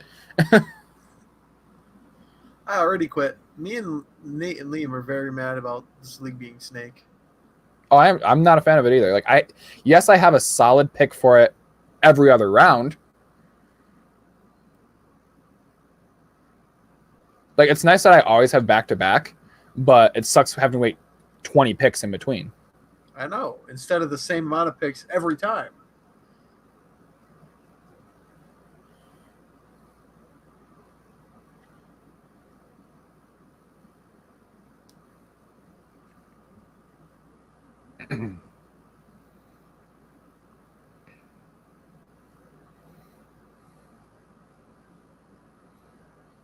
Matt Ryan to Joey. DJ Yeah, I saw that. to Jake. I was going to pick DJ Moore. My mom picked Kenny Galladay because she knows I like him. You know what? I think I could actually wait one more time around for my backup QB. I think. I hope. Jake's entire offense is Cleveland. Chubb, Beckham, Hooper, Landry. All right, Mr. Cincinnati. We're on to Cincinnati.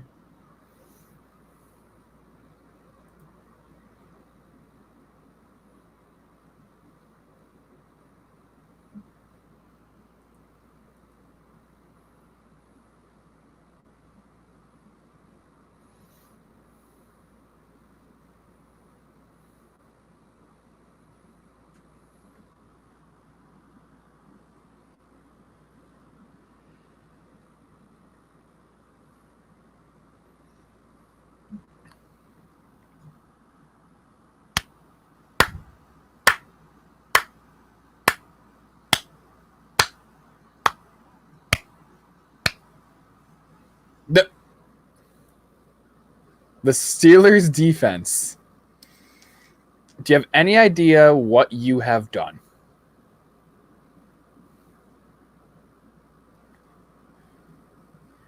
And that some people did not pick up on it. Was that Goff that just went? Yeah. Hunter Henry, then Jared Goff.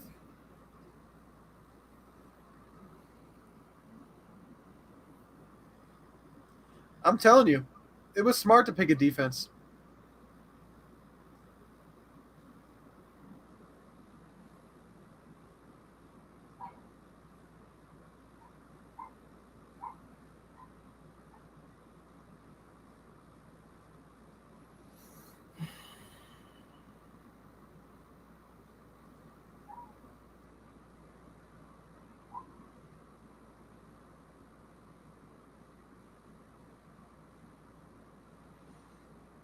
I feel I'm going to regret this. 49ers. That's what I was thinking. I'm between two. I know what two you were between, too. All right. If you're thinking 49ers and Patriots, let me hear a yes.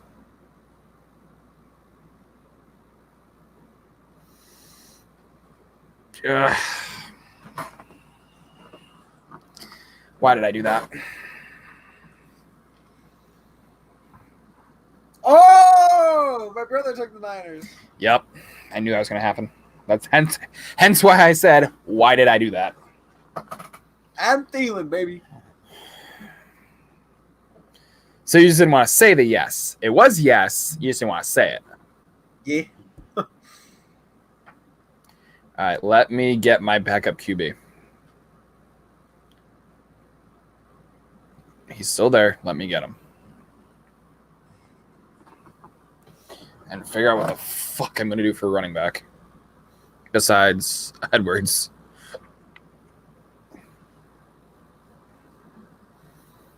Ooh, there's still some decent guys. Not solid, but decent.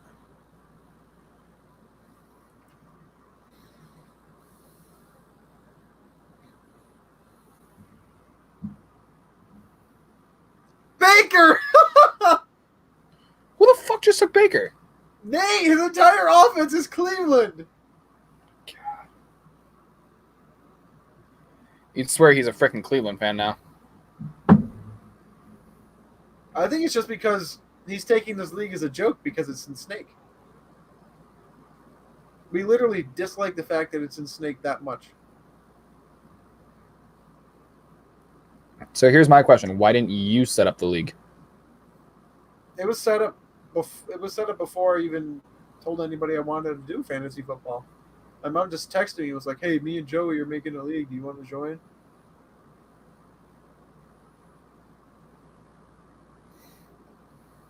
Mark Andrews in the Ravens defense.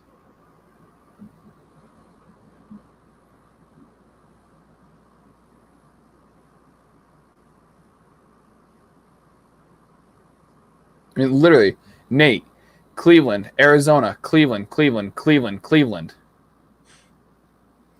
He'll go with Cleveland's defense, too. Leonard Fournette picked by Joey. Not a good pick. Allen Robin. I mean, if you really needed a running back, maybe.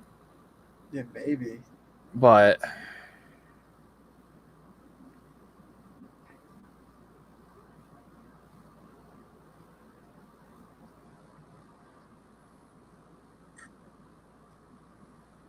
Liam's back on the clock. To me, the most interesting draft of the evening is Liam. what would Lamar number one?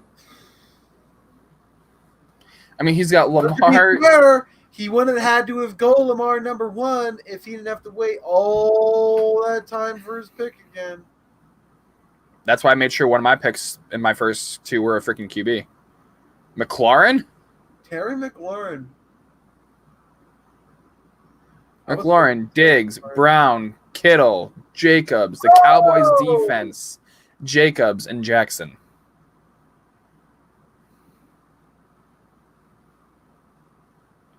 I'm sorry, did he really just take the Cowboys defense? Mm-hmm. Interesting Look pick at, for look at Liam. the talent they have on defense. Tell me that's not a smart pick. Oh, I'm not saying it's not. I just never expected Liam to pick the Cowboys defense, at least not yet.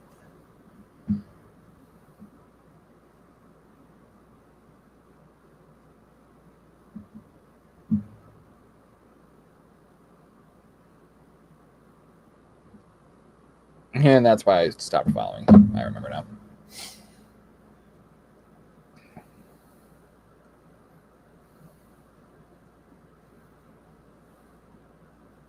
Dak Prescott finally went. In an auto draft pick.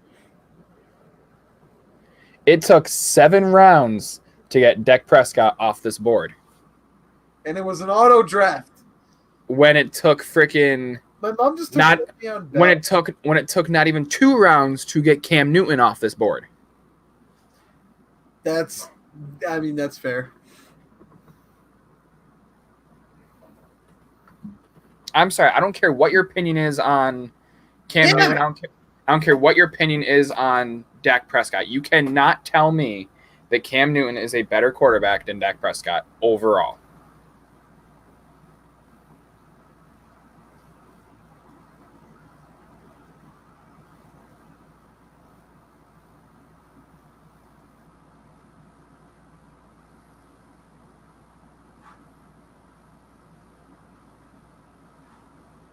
Oh shit.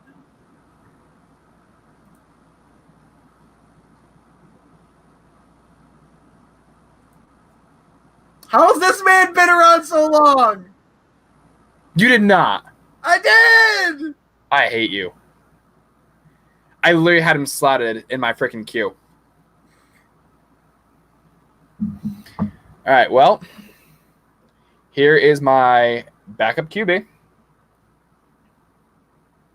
Ooh, Garoppolo. And Go Drew. Oh, I would have told you to go Drew Brees.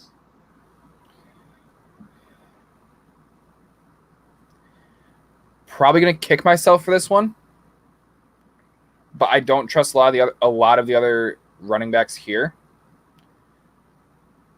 Matt Breida? Not who I'm going with. I gotta get one biased pick. And no, it's not Sony Michel. It's way too early for him.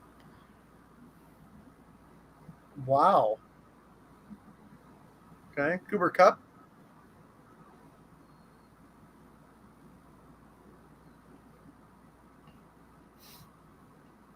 Hey, overall, my team isn't looking awful.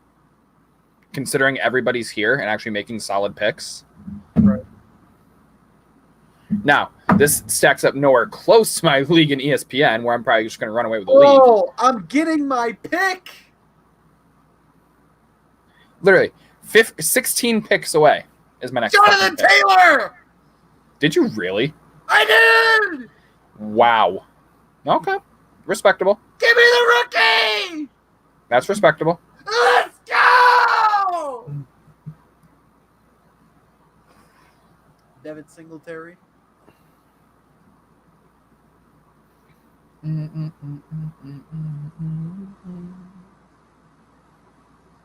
actually surprised how quickly this is going.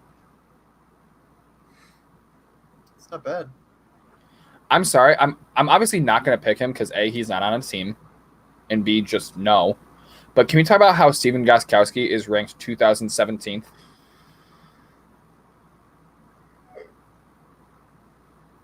It's because he's not on the team. No, I know. But yet the highest ranked kicker is 131. Who is it? Joe Tucker. Justin? Or yeah, I'm looking at freaking Joe fuck. Joe Buck? No. What is his goddamn name? Adrian Peterson. My mom picked Adrian Peterson. What? And then Buffalo went to Jake in the auto pick. Joey. Who are you going to pick? Joey Kaganik. I was looking at freaking Panthers there. Was it Joey? Is it Joey Slay? Yeah, Joey Sly. That's why I was looking at him at the same time, not to pick, just scrolling through. Freaking Tucker just got taken though. Liam's on the board. Oh boy, Yeah, that was an auto pick for Tucker though. I'm not surprised. I said I've been like filtering through. So then shouldn't Gordon? He did it! So shouldn't Gordon technically be going? Bitch! Shouldn't Gordon technically be going to rob them? Sterling Shepard! He went fishing for him. I know. Dude, some of these autos, like some of the people who are autoing must have set their board. I don't think so. Well, because with all these autos, Melvin Gordon should have been gone a while ago. I mean, he's ranked 37, and we're on pick, what, 93? 83. We'll see when Jake goes up because he's auto draft.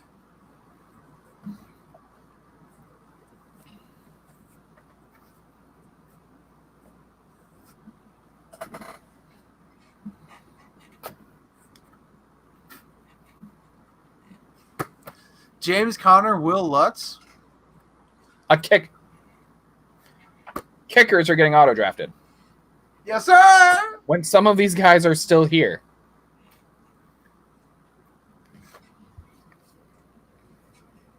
Here comes the judge. Wrong sport. She means Joe Judge, you dummy. You know our head coach? Your former team's coordinator? But the saying is designated to Aaron Judge. A league leader in strikeouts? No, the league leader this year in time on the injured list. Look, he's played like 8. Oh, bueno. He's literally played like 18 games. Jerry Jeudy. Wow.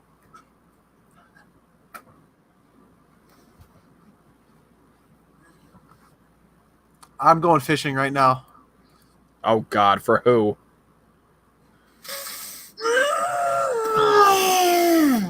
CeeDee Lamb! Let's go! Okay, not at all who I was expecting. Who'd you think? Some fucking random Giants player, honestly.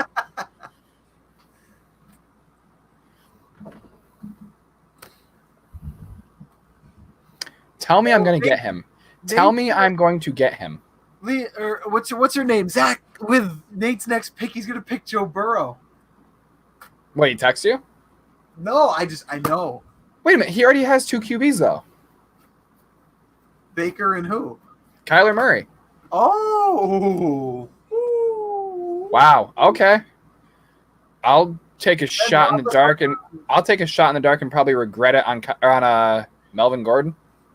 Oh, I really thought you were going to say take a shot in the dark and probably regret it on Joe Burrow. No.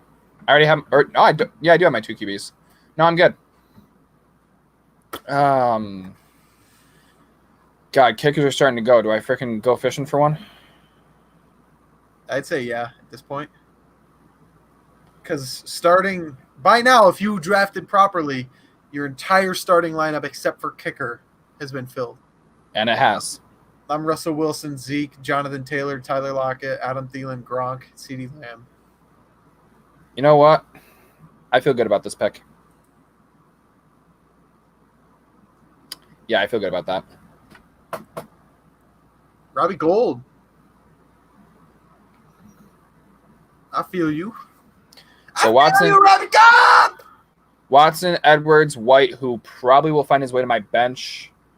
Adams, Cooper, Ertz, Gordon, finally. Gold, and Patriots. Drew Brees just went. Yeah. To who? To Paul. And then Mark Ingram to my brother. Fucking Christ.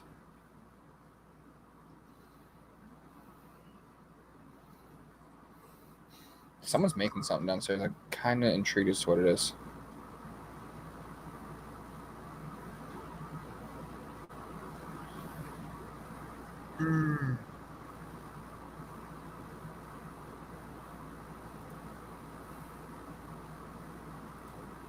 Keenan Allen. Eric Ebron to Nate. Okay, so it wasn't Joe Burrow like I thought. Mom's gonna pick Joe Burrow. Don't do it, Mom. Dude, Ty Montgomery is so low ranked. He's not even in the ranking.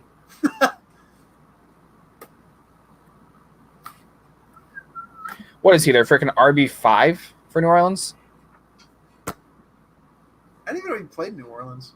Yeah.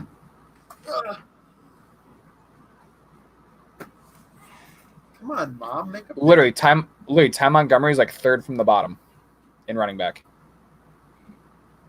Oh, that's who I was gonna pick if I.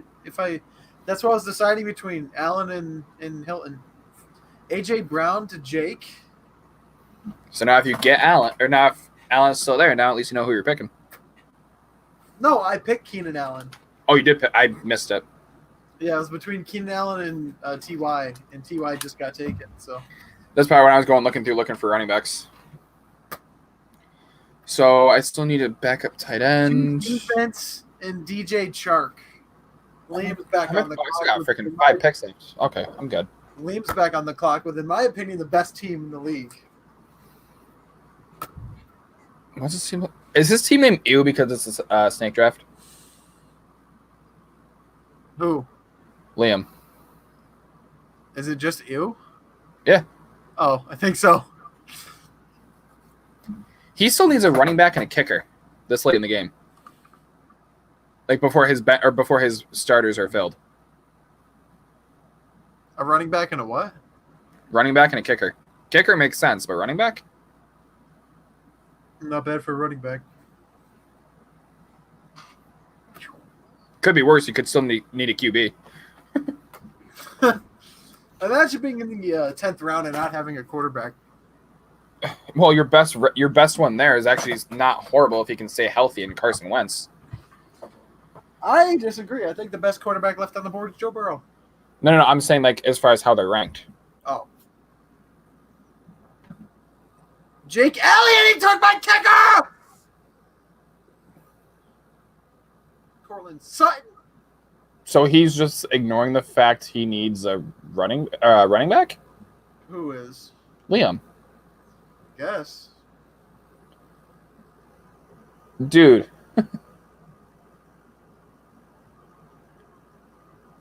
I'm not sure how I feel for you that Gronk is your starting tight end. His best tight end on the board, man. Cam Akers.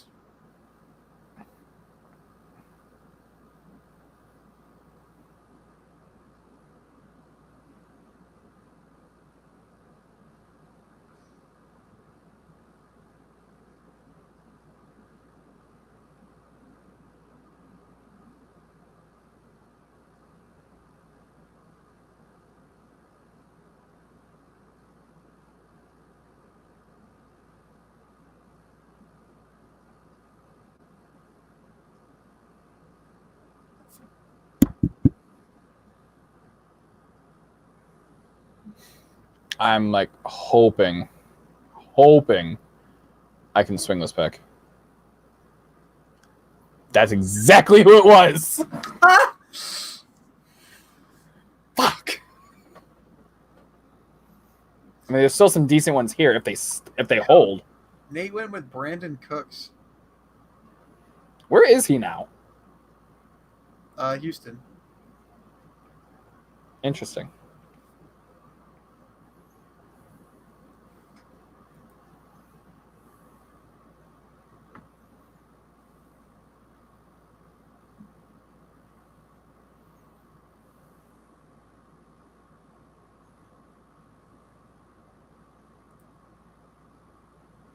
Chase McLaughlin.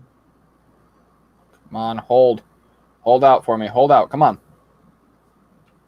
What position you going? You can tell me because I don't have a pick until you go. I'm going running backs. I want James White on my bench. Low-key regret picking him that early a little bit. Not a bad pick as a whole. Oh, okay. I really thought that was who you were going to want. No. Marlon Mack. Any ideas? Any ideas of who I'm looking at?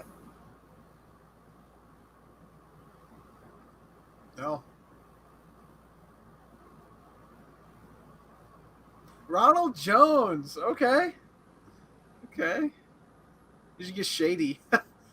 Yeah, right. I don't think I have two players that have a bye week the same week, except for one of my running backs and Amari Cooper. I do have a couple others, but overall, not awful. All right. No, God, I waited too long on this. Bye week 9.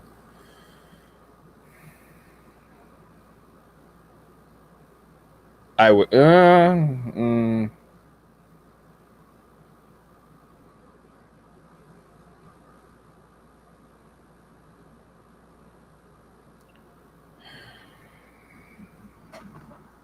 on, click. Thank you. Jared Cook? Not who I wanted, but he literally needs to just get me through week 9. And honestly, it looks like he might be a better option over Zach Ertz, at least by projected point. Damn it! Which doesn't make sense to me at all.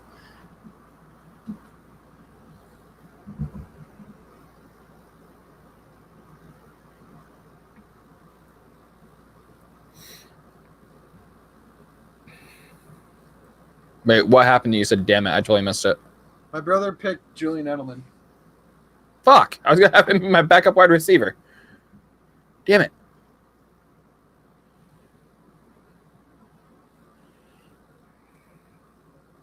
What?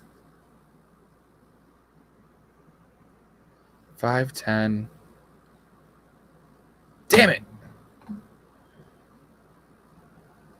The guy I was looking at is the same freaking week.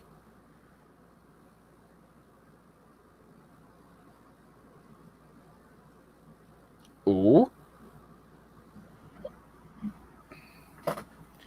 Nobody take my guy. Even though I got 14 picks until my next pick. Good luck.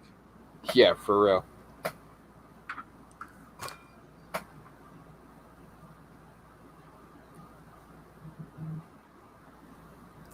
Jordan Howard? DeAndre Swift?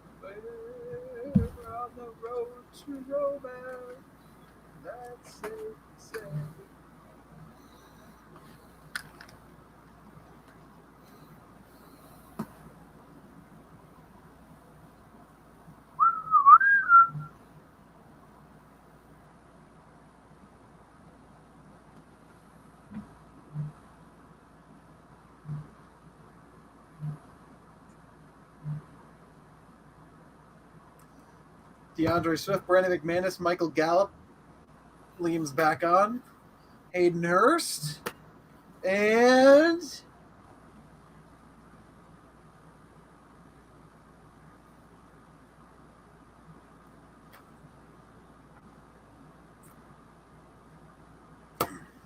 the Bucs defense with Shaq Barrett, David Montgomery, Steven Sims,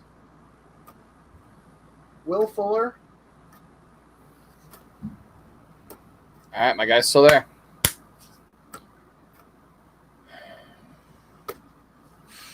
I really hope I take whatever guy you want. I'll kick your ass. What position? It's a wide receiver. I don't need any more receivers. I'm going fishing for him. A little. Not awful, but a little.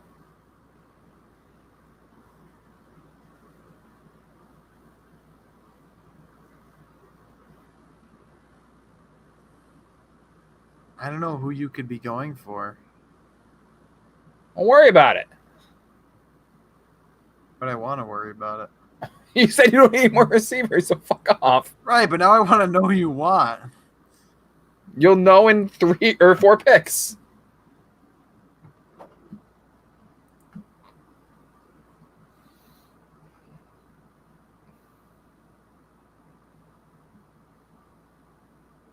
Come on, don't worry about my pick. You got 15 seconds.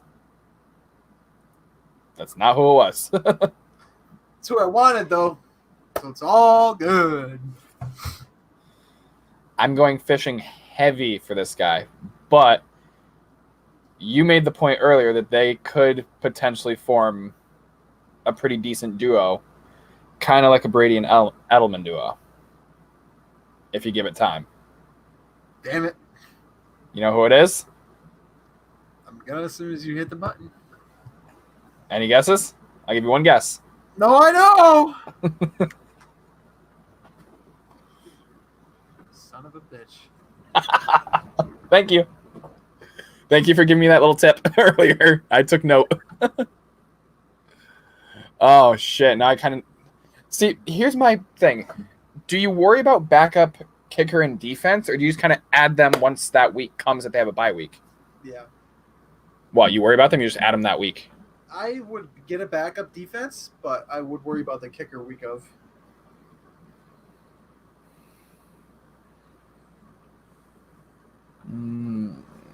What week? Week 6, okay. Actually, I'm going to take your tip again. All right. I think that's the first time I ever drafted the Chargers defense. Ever. In my, 8 years of doing fantasy football. Can't blame you.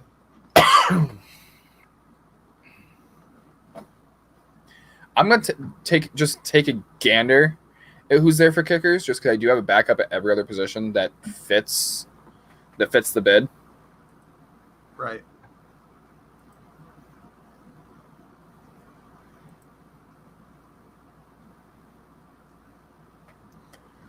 There's still some decent guys here, honestly. What week? And it's week 11. I mean,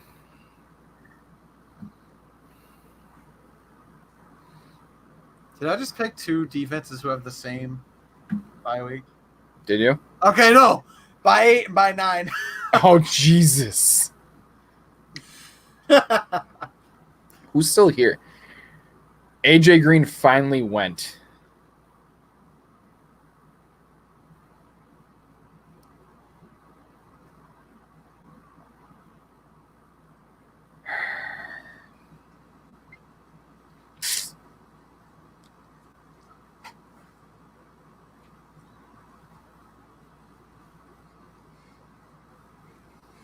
So, with your last pick, you gonna take Joe Burrow? No. Mr. He's the best QB.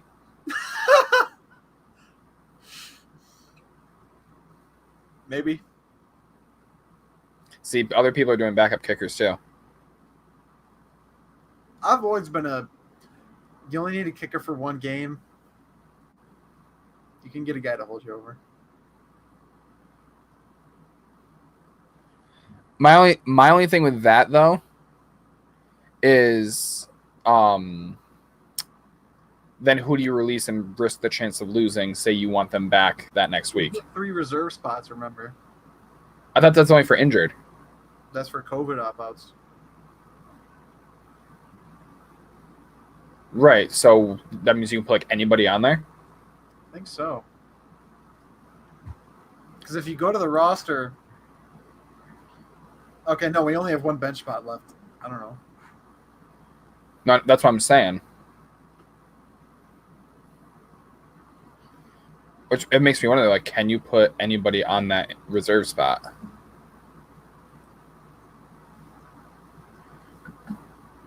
Noah Fant, Kirk Cousins, Matt Stafford, Jonnu Smith. Let's see. Nate picked the Giants defense. Wow.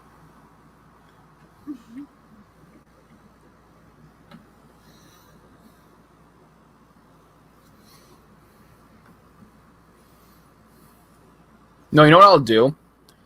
I'll grab a kicker now because then I can always switch it to somebody later. Kerryon Johnson. Is that who you went with? Yep. Not a bad pick. And with the last pick in the draft, Mr. Irrelevant, and he is in fact irrelevant. Joe Burrow. No. Joey Slye. I thought about it for a second, but no.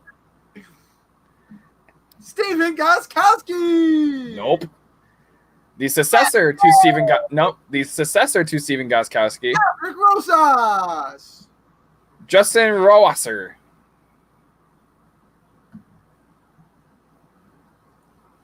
Ew, I hate the fact that Roger Goodell just spoke to me. Right?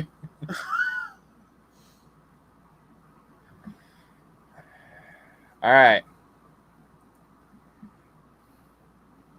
What a slog. Can we just talk about some of the names that are still on this board? That are still here? Like who? I mean, Deontay Johnson, assuming he's going to play. Freaking Christian Kirk, not a bad player at all. Sony Michel, Emmanuel Sanders is still here. 2 years ago, Sanders would have been like second round. Tannehill, Watkins, Gardner Minshew, of course he's still here. Bridgewater, Phillip Rivers, Carlos Hyde is even still playing. Holy shit. Alshon Jeffrey, Larry Fitzgerald. Again, names that even just 2 years ago would have been gone early on.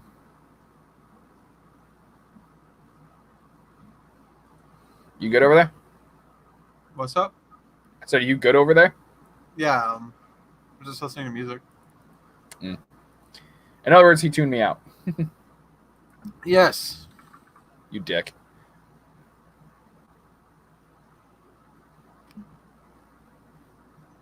That was good, though. Very, very respectable.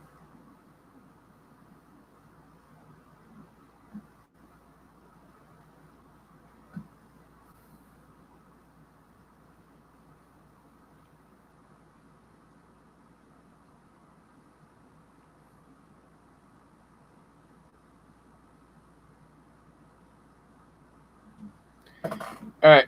You got anything else, Hobo? Because we've been at this almost 3 hours. No, not really. Any comments on the draft at all? Anything? I think I could have done better. There's a lot of guys that I left on the board. So really only time can tell. Just running down my list: Russell Wilson, Ezekiel Elliott, Jonathan Taylor, Tyler Lockett, Adam Thielen, Rob Gronkowski, CeeDee Lamb, Chase McLaughlin. Steelers defense, then on the bench, Aaron Rodgers, Keenan Allen, TJ Hawkinson, Tyler Boyd, Cleveland, and Kerryon Johnson. It's a pretty good team, but not bad.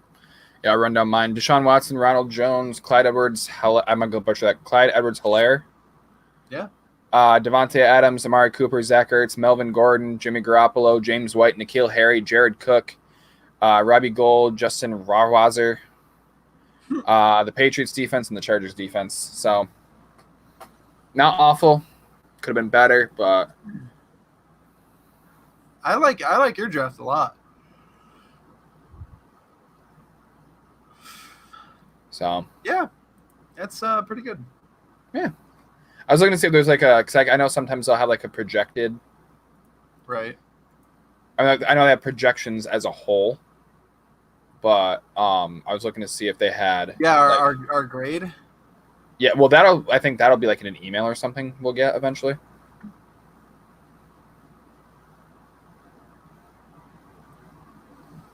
So anyway.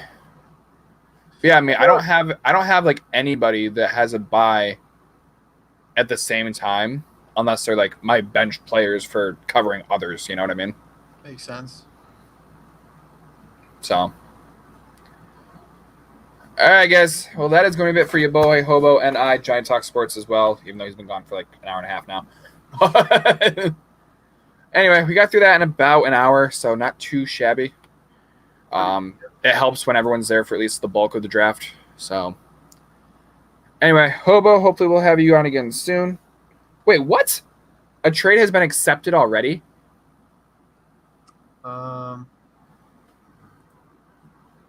I'm sorry, what? How do I get the trades? Transactions. But it shows no... all. It still shows no transactions to display. Hold on. I'll pull it up on my phone. Nate and Liam. Marvin Jones for Darius Slayton. Oh. Who got who? Nate got Jones and Liam got Slayton.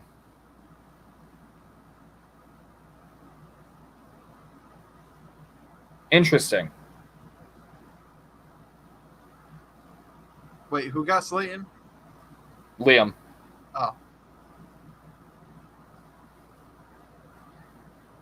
Huh.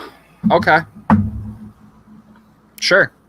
That No, friggin' just been over for freaking not even 5 minutes, and there's already a trade. That's how it's got to be, man. All right. Well, that is going to be it for me, you guys. Hobo and I will be. What? What's the matter with Liam? He said if he got second, he was going to be very mad, and he Well, got it's too bad first. because he got first. Right, in your stupid snake draft. Nate and Liam already made a trade. They did? Liam How do I see that? Liam traded Marvin Jones for Darius Slayton. Where can you see that? Transactions, trades. No, It doesn't I show up don't on. trades. Yeah, right here. Oh, I Look see. right there. I see it right here. I see right there. You see my Just phone? fine. I don't care about your phone. Yep, Marvin Jones for Darius Slayton. That's good. Good trade for Lee Man. Yeah, that's gonna work out more. I think that's gonna work out more in Liam's favor than Nate, honestly. Yeah, I agree. I forgot about Robbie. He'd always draft like the first 5 and then he was on auto draft. Every Didn't time. he have darts or whatever? That was last night. Oh.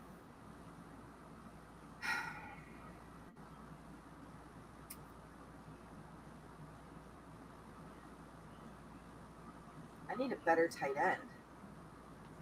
Sucks to suck. You had the coveted 5th pick, and you still couldn't make a good team. So I don't know what to tell you. What do you mean? My team's good. Team's not better than mine. Why? What's your team? Russell Wilson, Zeke, Jonathan Taylor, Adam Thielen, Tyler Lockett, Gronk, CeeDee Lamb, Aaron Rodgers, Kerryon Johnson, Keenan Allen, Tyler Boyd, T.J. Hawkinson, Chase McLaughlin, Pittsburgh, and Cleveland. Whatever. She knows. She knows. I'll be curious to see how this goes after a couple of weeks. See like who's where. Right. But anyway, for like the 4th time now, that is going to be it for us, you guys. Be sure to like, comment, subscribe, share, hit that notification bell is the number one way to help out a channel. Subscribe to your boy Hobo as well. Show him some love over on his channel. And yeah, any last words? I was glad to be here. Hopefully we'll do this more often once shit gets going, since we can't do much. So give you a little bit more love there in the banner at the bottom. So Boss. all right, guys, for your boy Hobo, I'm Iron Sports. I'll be talking to you guys later. Peace out.